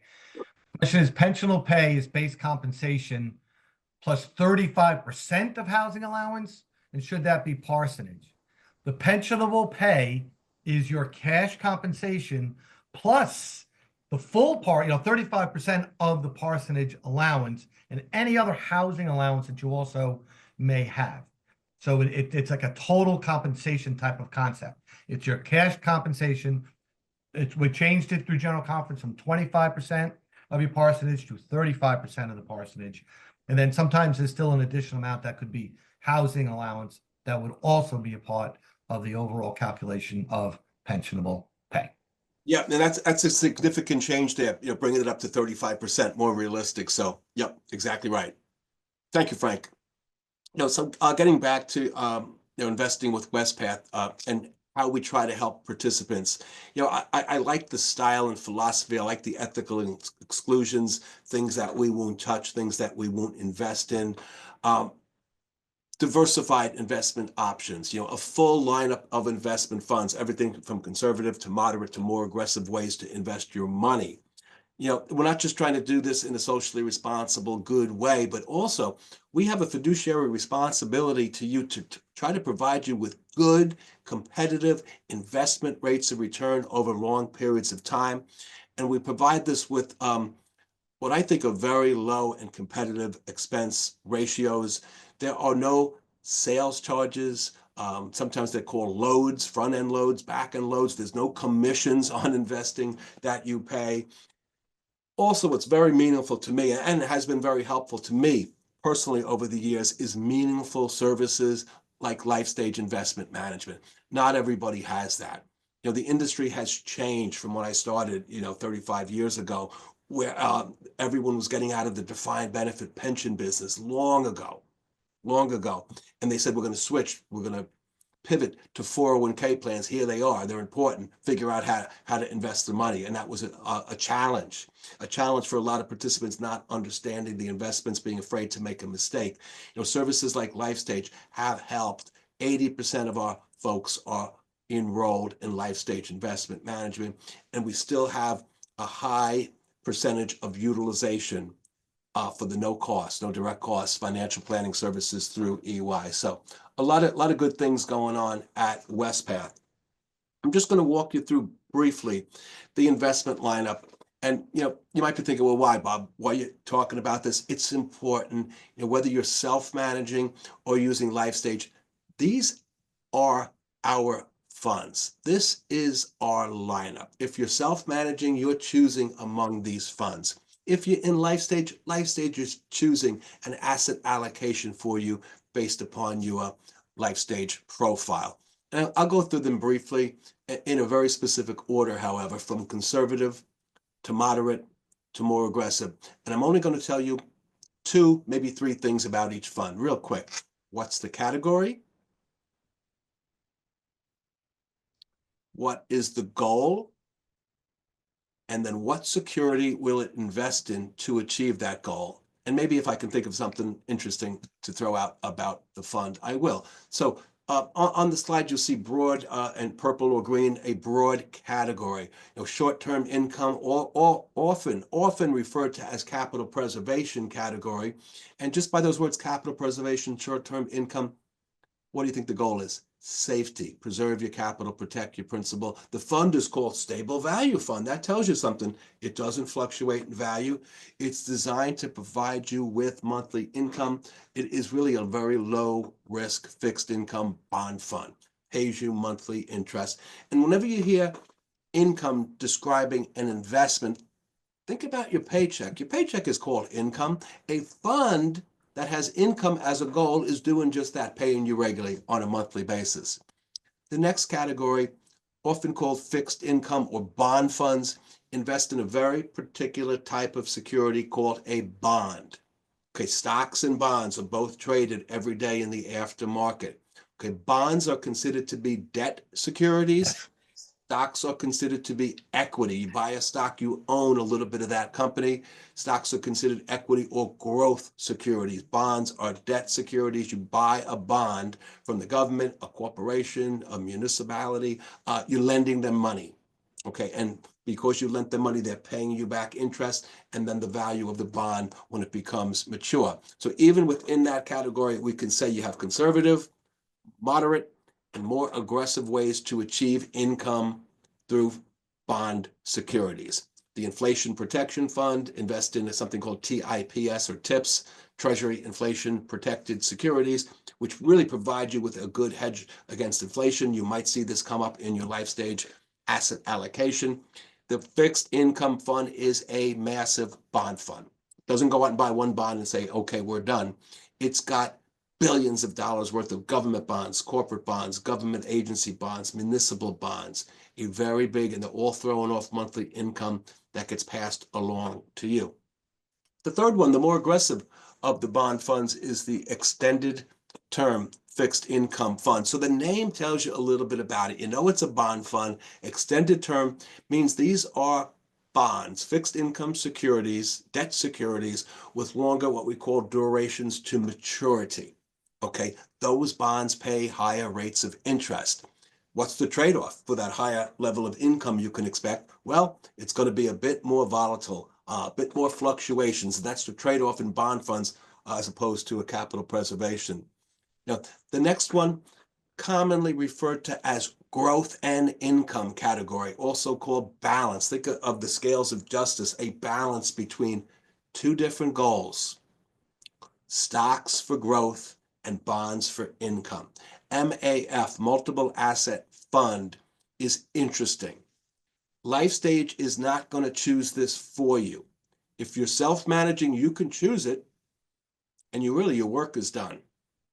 It's one-stop shopping, so to speak, because it is a fund made up of the other funds. As you can tell by the names, it's going to have a position, an asset allocation, 35% equity, 30% international, 25% that big bond fund, the fixed income fund, and then about 10% in the inflation protection fund. And what they do, they will keep those target asset allocations steady going forward. So two goals: growth, stocks, bonds, income. And then, a really important category in long-term retirement planning and investing is your equity stock funds, commonly called growth category. That's the goal, to make your balances grow in value over long periods of time. Within growth, we can say you have conservative, moderate, and more aggressive ways to achieve growth. Okay, the first one, and the name tells you a little bit about it. So it's a stock fund. U.S. equity tells you, hey, that's in the U.S. The first one we just added in July, brand new fund to the lineup. Very exciting news. Folks have been asking for this. Again, Wespath does. We do listen, and I'm glad they added it. It is considered to be a passively managed index fund. Okay, it's called the U.S. Equity Index Fund. And a passively managed fund, as opposed to an actively managed fund. In an active fund, you have fund managers, okay, investment professionals going out and buying and selling and holding certain positions, actively managing billions of dollars, that portfolio. In a passive fund, it's quiet. You get a list, and you buy exactly what's on the list in the exact weightings as the list, okay? An index could be the Dow Jones Industrial Average is an index of 30 large U.S. companies. You might have heard of the S&P 500, the 500 largest companies in the country. This is even a broader. S&P is 500. The Dow is considered a very narrow index. There's 30 companies, big companies. The index this follows is the Russell 3000. So it's an index of 3,000. You have large caps, some mid caps, and they're all different industries, minus the ethical exclusion. So it's not exactly 3,000. I don't know the exact number, but it's short of 3,000 with those exclusions. The U.S. equity fund, the next one down, is part passive, but a big part is also active. Massive, over $5 billion in assets, very diversified. It's got large capitalization companies, medium, small cap, many different industries, many different sectors of the US economy. If you look like I do on wespath.org, the investment section, you'll find quarterly updates. I always like to look at what are some of the top holdings that they're doing right now. NVIDIA, Microsoft, a lot of financial companies, technical companies, technology companies, a lot of companies that you recognize, but extremely diversified to help to reduce risk. And then the last one would have to be considered the most aggressive in your plan, the international equity outside of the US, purchasing stocks of foreign corporations. Yes, there is some additional risk you pick up when you go overseas. Currency risk, political risk, economic risk, all those things. But there are a lot of good opportunities outside of this country, and that's what international fund managers are trying to do, identify those opportunities, and they're smart. This fund has billions of dollars. They're never going to put all the money in one country, one region, or one particular industry. That would be too risky, but very, very diversified. So that's really what I call your core investment lineup. About 6 years ago, we added 3 additional funds, social values choice suite of funds, and that gives you an opportunity for those participants with a heightened focus on environmental and social performance, as well as exclusions passed by annual conferences. It's got all the traditional screening criteria, the ethical exclusions, 2 fixed income, and 1 equity, the social values choice equity fund. Right now, today, LifeStage will not choose those funds for you, but it is being put in place, and it should be available next year, that you can opt in to the social values choice suite of funds and have LifeStage choose them for you. Right now, they are available for those that are self-managing. This chart really just talks about there's a fundamental relationship between risk and reward with investments. And there's a rule, which I'm gonna tell you what it is, and maybe you can guess what the most important word in the rule is. The rule says, "Hello, everyone. The more risk you're willing to take with your investments, the higher potential you have for reward or return." Just think about those 2 words, risk. Well, that could be the possibility of losing money. Reward or return, the opposite, making money. And in that rule, the key word there is potential. The rule doesn't say take more risk, you get more reward. If that were the rule, we'll say, hey, okay, let's identify the most risky investment. We're always going to make the most money. No. But the good news is for investors and participants in these plans is that the rule works over longer periods of time. The rule might not work in a week or a month or a year to date or a quarter, but over long periods of time, supported by your performance page for your investments, the lower risk investments like the stable value and some of the less aggressive bond funds, that's where you've gotten your lowest rates of return. The moderate, the MAF, the extended term, that's where you've gotten returns in the middle. And then where you've been mostly rewarded long-term is in the growth, the equity, the stock category. So really interesting to understand the relationship between. And you might be here on this webinar because I can't see you and just saying, Bob, keep going. I'm not that interested in the investments. I'm using LifeStage. LifeStage is taking care of that for you, and that is a true statement. LifeStage helps everybody. Not everybody, but about 80% of everybody. If you're not sure what to do, you can always confer and get guidance from EY to help come up with your own mix of investment funds, your own asset allocation, maybe taking into account outside investments that you and your spouse might have. That old saying, don't put all your eggs in one basket. If somebody is self-managing, I don't want to see anybody walking around the church ground say, Bob, I'm going to go 100% international with everything I have. I'd say, be careful with that, Reverend. Why? You said it's a good fund. Well, no, I didn't say that. I said it's an aggressive fund. Be aware of the additional risk.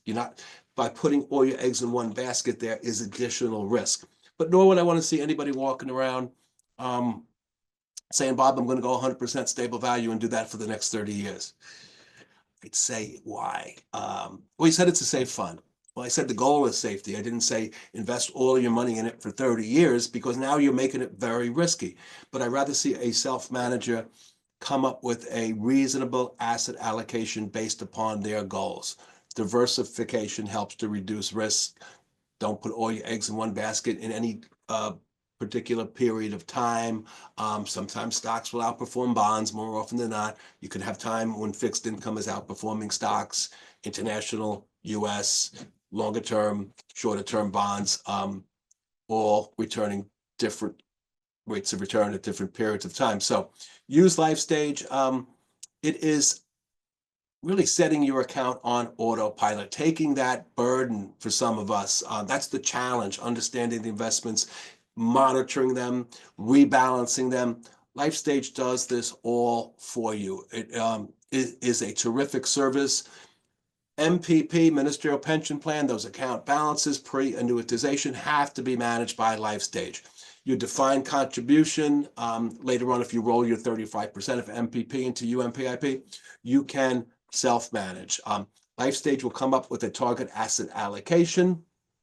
It will monitor that on an ongoing basis. What goes into your life stage asset allocation? Well, a couple of things. Your age is very important. When do you expect to retire? Tell your profile this information. Are you eligible for Social Security? And what is your risk tolerance? You can set this at conservative, moderate, and aggressive. If you're currently, you might be seeing yourself, you have a moderate risk tolerance.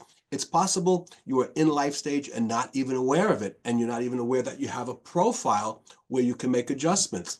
If you're currently set at a moderate risk tolerance and you are interested in seeing what aggressive or conservative would look like, right on Benefit Access, you can model and see, hey, if I go from moderate to aggressive, here's the difference in the pie chart, the asset allocation. It's going to likely give you more exposure to the growth funds.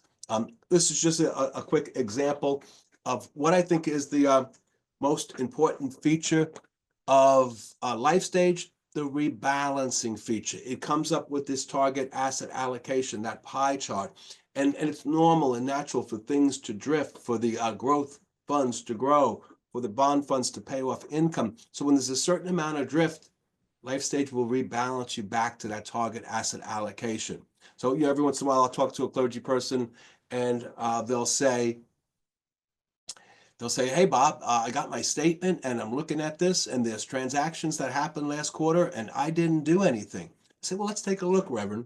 Look at this. Look at this. You're in Life Stage, and that was simply Life Stage investment management rebalancing your account for you as it should. So that's really pretty cool. Looks like Frank has dropped off. So I'm just going to take a quick peek in the question box, see if anything came in. Looks like we do not have,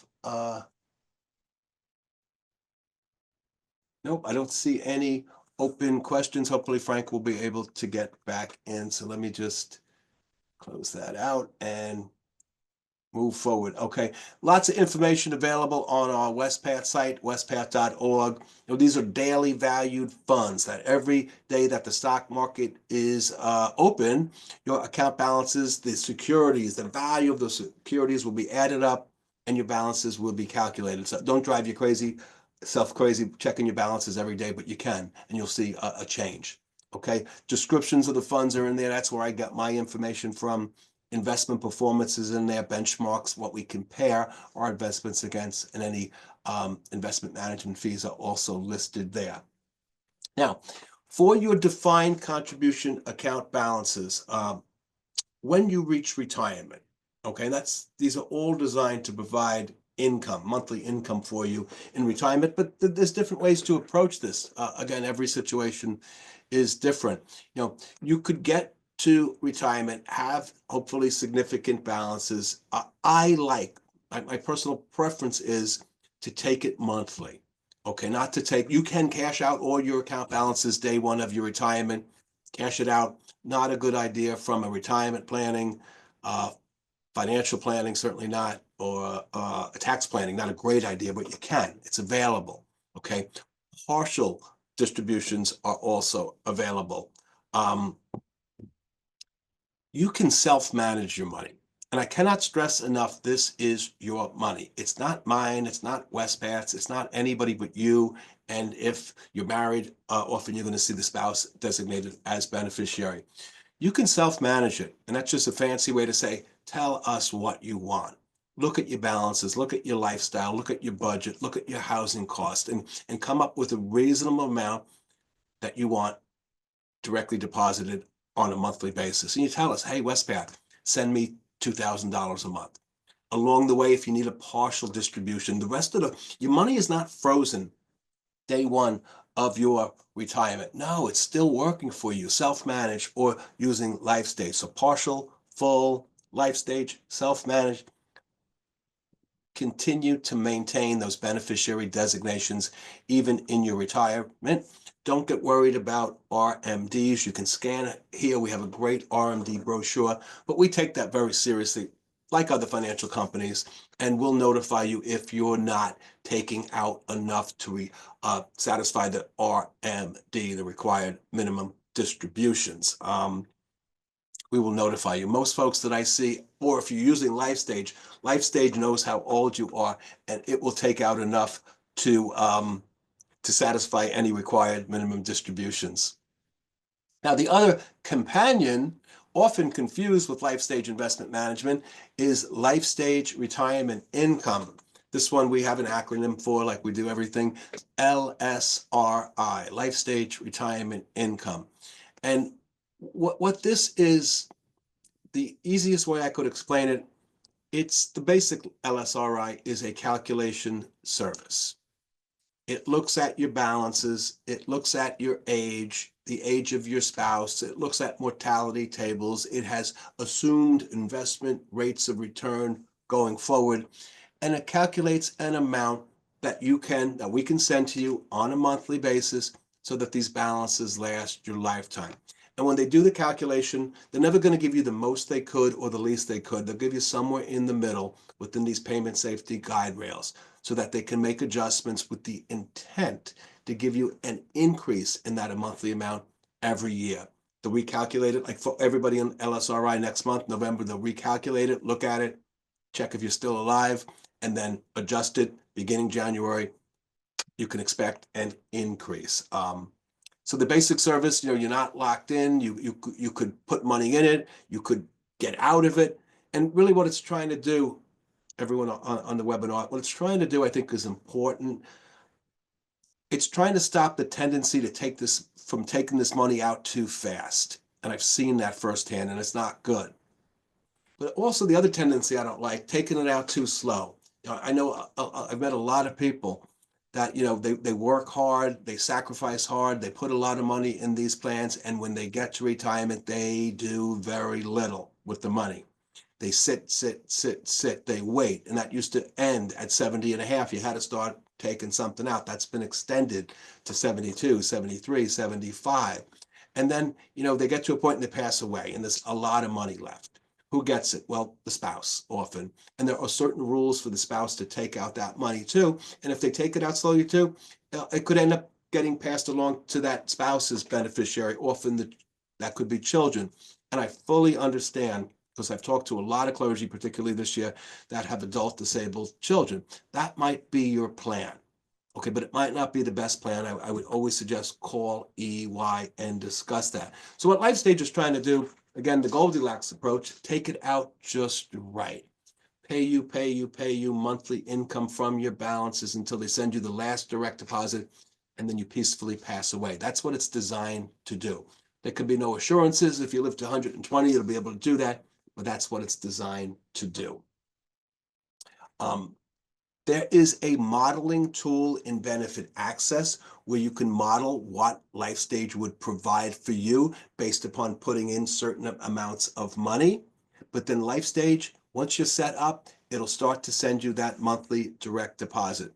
It wants to give you flexibility. It wants to give you choice. You're allowed to transfer between UMPIP and LifeStage at any time. Sometimes things come up unexpectedly in retirement, as you might be aware, and you are allowed to take out an account balance from your account balance if needed. Now, you also do have some optional, customizable features that were added 2 years ago to Life Stage. And I think that they're important for a couple of different reasons. And I'll explain. One has to do, we call it a Social Security bridge. And you might be aware of this. Financial planners have been talking about this for a long time. Everybody has an FRA, a full retirement age for Social Security. Okay, my FRA, I'll tell you, is 67. You might be 66 in 10 months, 66 in 6 months, 66 in 8 months, 66 in 4 months. Okay, everyone's got an FRA. That's when your benefit is not going to be reduced. So if you take it before your FRA, they're going to give you a reduction in your benefit, depending upon how early the early is that you're taking it. But they also reward you, the Social Security Administration. If you go beyond your FRA, you get what's called delayed retirement credits. And the way that works is every month that goes by, they say, all right, 0.2% increase. Every year that goes by, 12 times 2/3 is 8% increase. If I wait till 70, that's when delayed retirement credits for all of us will cease to exist. I could get a 24% increase. Now, what's the trade-off? Well, the trade-off in that story is that I gave up 36 months of payments from the administration, but I'm getting a much bigger benefit.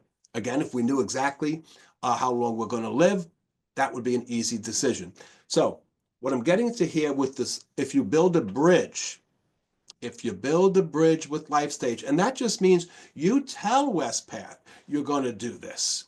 You tell Wespath, hey, I'm going to wait till 69 and a half. I'm going to wait till 70. That bridge can be the full bridge or a little bit shorter. But the point is you're telling Wespath you're going to build a bridge. You're putting in an estimate of your Social Security benefit at the end of the bridge. Wespath says, hey, this is great. We can give you more of your money now because we know something's coming later on. And then we can adjust down the amount coming out of your remaining balances. So you could probably build the bridge on your own, not let us know. If you do opt in for this and then decide to jump off the bridge and take Social Security earlier than you had told us, you would just pick up the phone, notify us of that, okay? Notify us that you're beginning Social Security, they'll cancel it, and you'll be on your way. We understand that life happens sometimes along the way. So I think it's an interesting option. It helps people. It helps people not have to make unnecessary sacrifices early on because they're concerned about the future levels of income that they're going to have. Now, the other optional, customizable, certainly, feature is what we call LIP, longevity income protection. This is a little bit different. This is what we call a deferred annuity, meaning, and we talked about annuity as a stream of payments that last your lifetime. Well, the deferred part means you're not going to get that right away. You're going to get it deferred until you reach the age of 80, that milestone. Okay, we partnered with Pacific Life, and believe it or not, there are awards for plan design for retirement plans, and this is all won an award from Pension Investment Magazine, very prestigious. So we're real proud of that because it helps participants, and that's what I'm all about. Okay, this might not be right for everybody.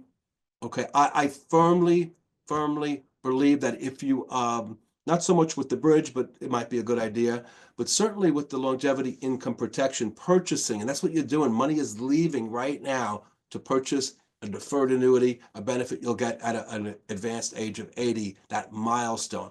But I do think it deserves a call to EY to discuss your financial circumstances. But it can help really guard against the risk of outliving your money. This longevity protection is what it's trying to do. And the annuity is based upon group insurance rate. So you're paying money now for a future benefit later on. Things to think about. Again, your health. How is your health? How is the health of your spouse? How old are you? How old is your spouse? What other sources of annuity income will you have available to you? And some of you will have annuity income available right here through these plans that we've discussed. So to illustrate it, I think this is a good illustration because it points out these milestones. You've reached the age of 65. Congratulations. you're retiring. Life Stage says this is wonderful. I can give you this much. The concept is more important than the exact number. I can give you this much from your consolidated balances. You hit the next milestone, age 70, delayed retirement credits cease to exist. Life Stage says, you've told me, now you're going to get Social Security. Good. Boom, that kicks in. Life Stage can adjust down, take out less money from your account balances. And then if you elected for the optional longevity income protection, the next milestone, age 80, that LIP kicks in, additional lifetime income. Social Security has continued, and they do have COLAs. They just announced the COLA for next year. And then Life Stage can give you less of your money. But the intent here is an increase in that income between those different milestones. So again, to think about it, especially for the longevity income protection, health issues, family longevity, if you've opted out of Social Security or commenced Social Security, there's simply no bridge to build there. And again, we mentioned, you might have other sources of annuity income from MPP, for example, and from CRSP defined benefit. We do have a really great required minimum distribution booklet available to you. But the takeaway here is that Wespath will track this very, very carefully for you. We will, because it's important, because even though with the Secure Act 2.0, there used to be, and it's still not good, but there used to be a 50% penalty if you didn't take out the RMD. That's harsh. So if you were supposed to take out $8,000 and you didn't, that would be a $4,000 penalty. They've reduced the penalty, but nonetheless, it's still a significant 20% penalty. Wespath will keep track of that. Again, most participants that I see are well into it by then. But this is real quick, depending upon what year you were born, I fit in over to the right, my birthday being after 1959. So I guarantee I'll be well into my retirement income by the time I hit age 75. For some of you here born between 51 and 58, it would be age 73 for the required minimum distributions. We talked about ongoing payments from like MPP, CRSP. You can voluntarily elect to have taxes withheld from that. You might not need to, depending upon the extent of your housing allowance exclusion, but you can't opt out of withholding on partial or full distributions, okay? Not a penalty, but kind of like a credit, a prepayment of taxes that are going to be due. So if you take a partial or a full distribution, we are required to withhold 20%. If you are going into RMDs later on, you're just going to take the required minimum distribution. Not sure why, but that is only required to withhold 10% of those amounts. If you are retiring next year, and this happens every year, a lot goes on at Wespath. Thankfully, I'm not involved. At the close of business, June 30th, a lot, millions and millions of dollars is being annuitized or transferred over to LSRI. Pension payrolls are being set up that last people's lifetime. So there's a lot of checks and balances and controls and good work that's being done at Wespath to get you set up as fast as possible. Expect a delay in your first payments. We often always run into the July 4th holiday, and it is anticipated for July 2025. Your first direct deposits will hit around July 7th. Going forward, it's on serve, and you're going to receive your payments either the second or the third, deposited separately, the account balance payments and the lifetime payments deposited separately. But, I talk to a lot of retirees sometimes at an annual conference. I'll bump into them. They'll come over to the table and say, "Oh, Bob, thank you. I've been retired 10 years and thanks for sending the money every month. It's there like clockwork." And that's just, wonderful to hear that it's working. Certainly you can change your bank information, but you can't change that annuity or that COLA that you chose. Now, next item, and I'm not sure if Frank is there, if we provided with all with a housing allowance exclusion worksheet, but we can certainly get that to you in the follow-up. Frank, if you're there, any questions have come in? Oh, there you are. Good. No additional questions have come in that I've seen, but again, I got knocked out completely. Took me a while to come back in. And so I may have there may be questions that I'm not seeing on this dialogue box. So Murphy's Law, has kicked in today. Okay, Frank, just tell me, should I keep going? Do we have any scheduled breaks, or we're gonna take them right up to lunch? Well, so at this time, so sorry folks, but with Bob and I are planning at this time, there is the completion of this, a 15-minute break. I made the recommendation to Meg that I would record the VIA benefits Terrific. piece, because again, I can't trust it here because of the, it was on me and in your preparation time and all of that. So that's kind of a contingency that I'm working on now. Then there was going to be a lunch break. I think I sent you the agenda earlier, a lunch break. And then there was going to be other individuals coming in this afternoon, Social Security, and I think maybe Chip or something. So off the top of my head. So Okay. that's where we are now. So as we get through this, then there'll be a break, and then we can game plan Very and good. then continue on for the day. Okay, very Okay. good. Yeah. I know you sent out an email to everyone. Did it include a housing allowance exclusion Yes. worksheet? Excellent. Yes.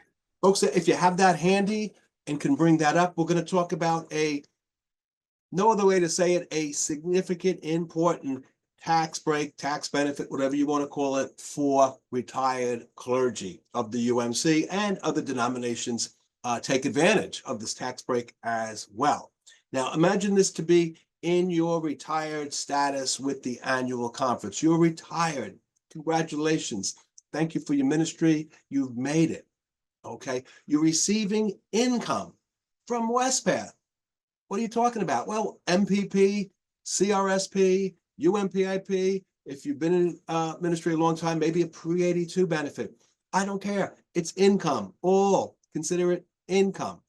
Some of the income, at least some of it, I would imagine, in many cases, a lot of it, and in some cases I've seen even recently, all of it can be excluded from taxation because of this housing allowance exclusion in retirement. Now, you might be familiar with, in your active ministry, keeping track of housing costs. You might be familiar with fair rental value. Here's how it works. And I've only been through about 10 or 11 retirement seasons, and it's always the same. At annual conference, it gets voted on.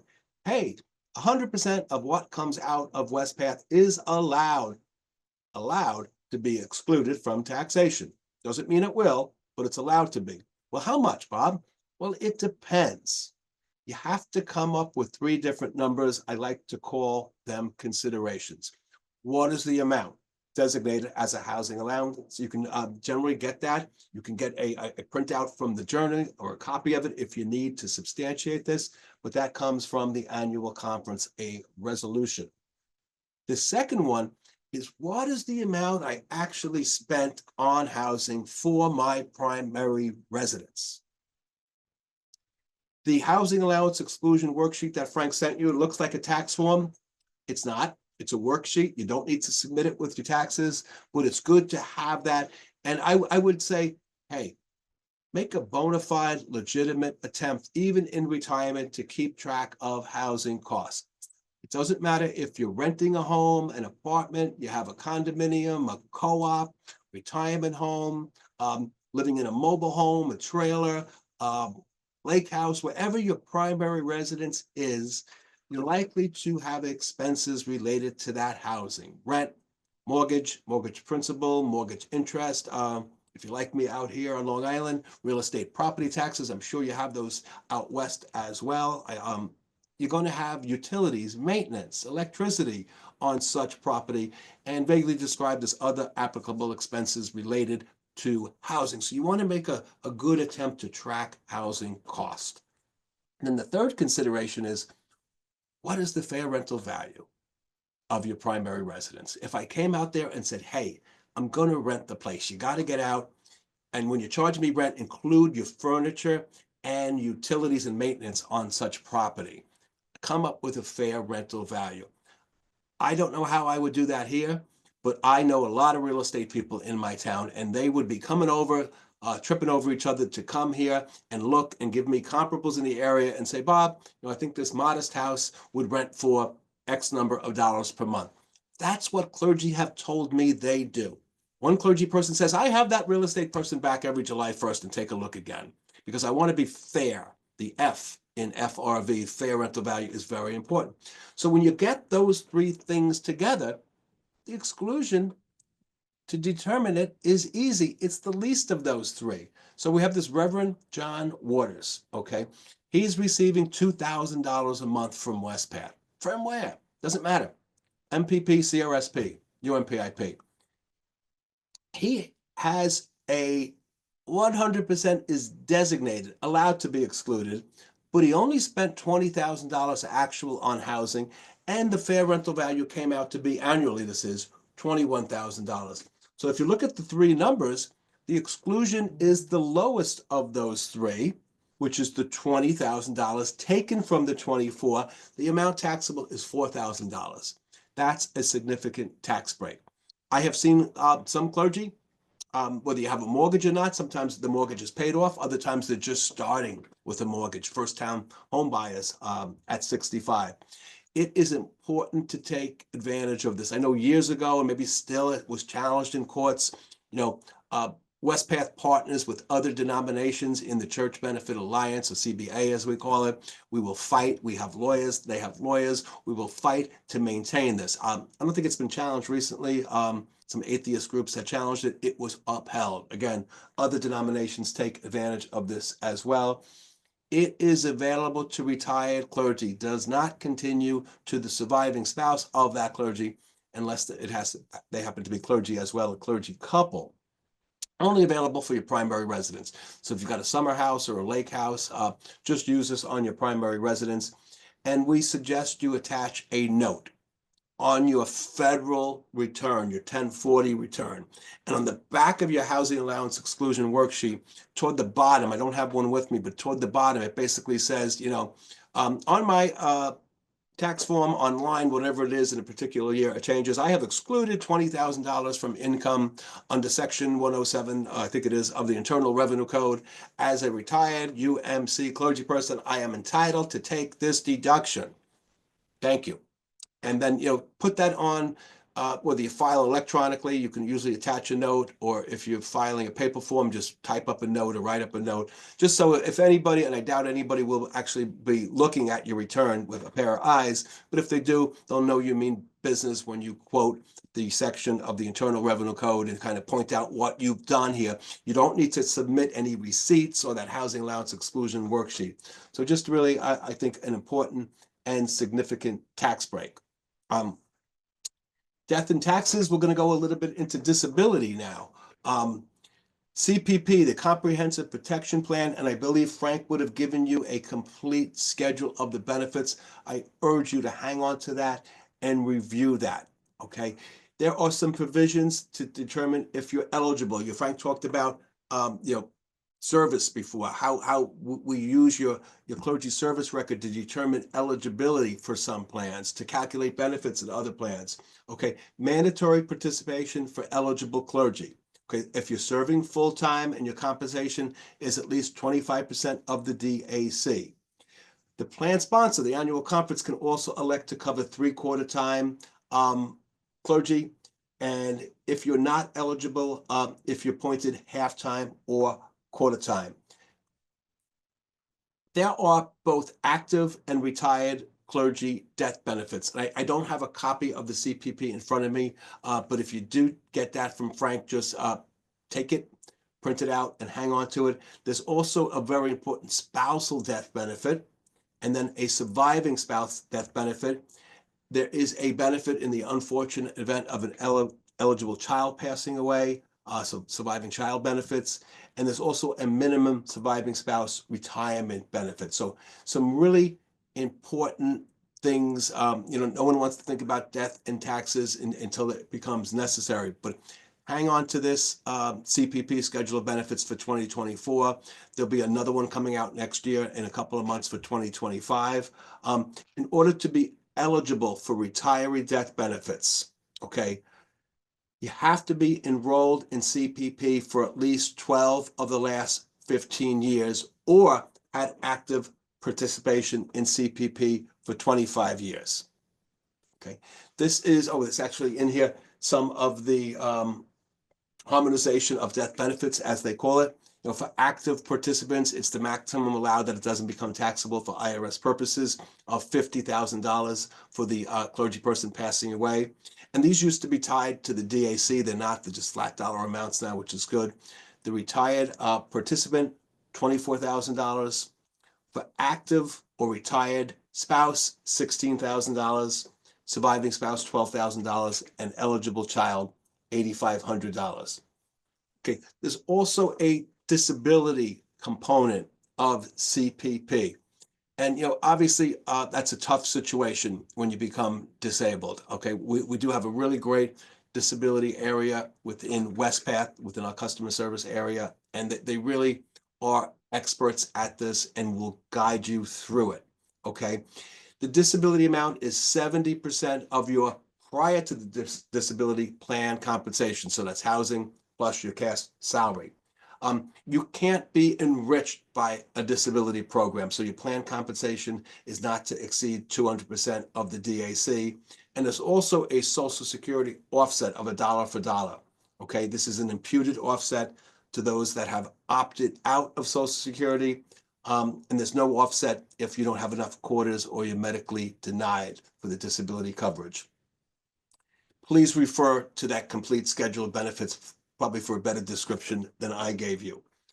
Frank had mentioned EY a couple of times, and Frank and I work very closely with EY. I've had the opportunity to go out and do some Wespath training when we have plan changes for EY. They have 2 call centers, one in Tampa, Florida, hope they're doing right, and one in Secaucus, New Jersey. And, I call EY a lot. I've taken almost every CFP class. I still call them to bounce ideas off them to see if what I'm thinking is reasonable. They truly love getting calls from our participants. One financial planner told me, Bob, I get so many blessings and prayers. I love working with your participants. It doesn't have to be just Wespath related topics like CRSP or MPP or later on Compass. No, it could be more complex financial planning questions like, how much can I afford for housing in retirement? What will my income look like with all these different sources that are available? Should I take MPP? What annuity? It can give you guidance on what annuity, what COLA you should choose. And there's different ways to do this. What is the best way to secure down payment for housing? Should I use the loan option that's available, not a distribution? That loan option has helped our retirees. Should I use the loan option, or should I consider taking a partial distribution? If you need to buy a car, you don't know whether you should finance it or lease the car, call EY. If you're buying a home for the first time, call EY. If you're trying to reduce debt, call EY. They can help you come up with a strategy, a plan for reducing debt. The benefit education team has been doing virtual, private, confidential, secured consultations since March of 2020.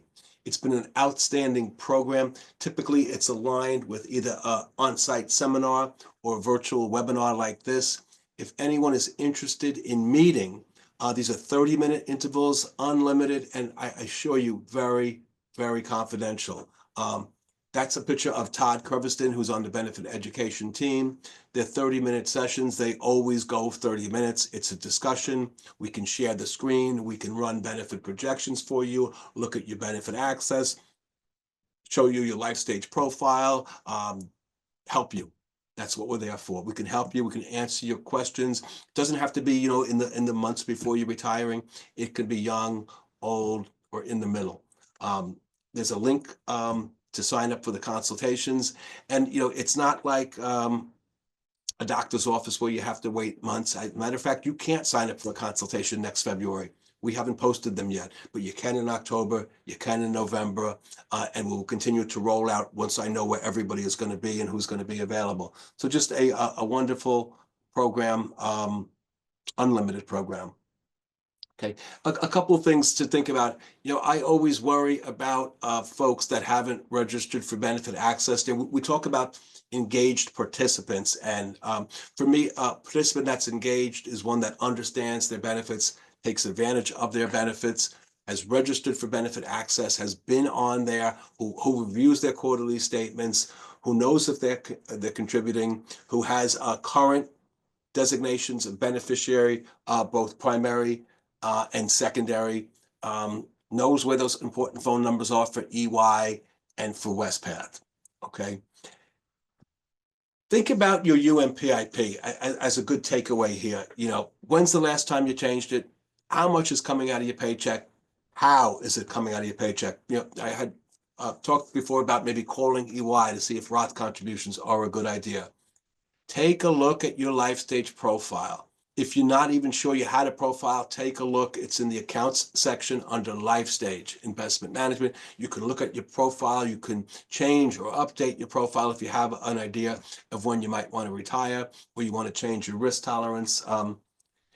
The benefit projection tool is getting very close to being ready. When I say that, I am excited. I hope it shows because we've been waiting for it to include Compass, okay, beyond January 1st, 2026 for those retiring after that date.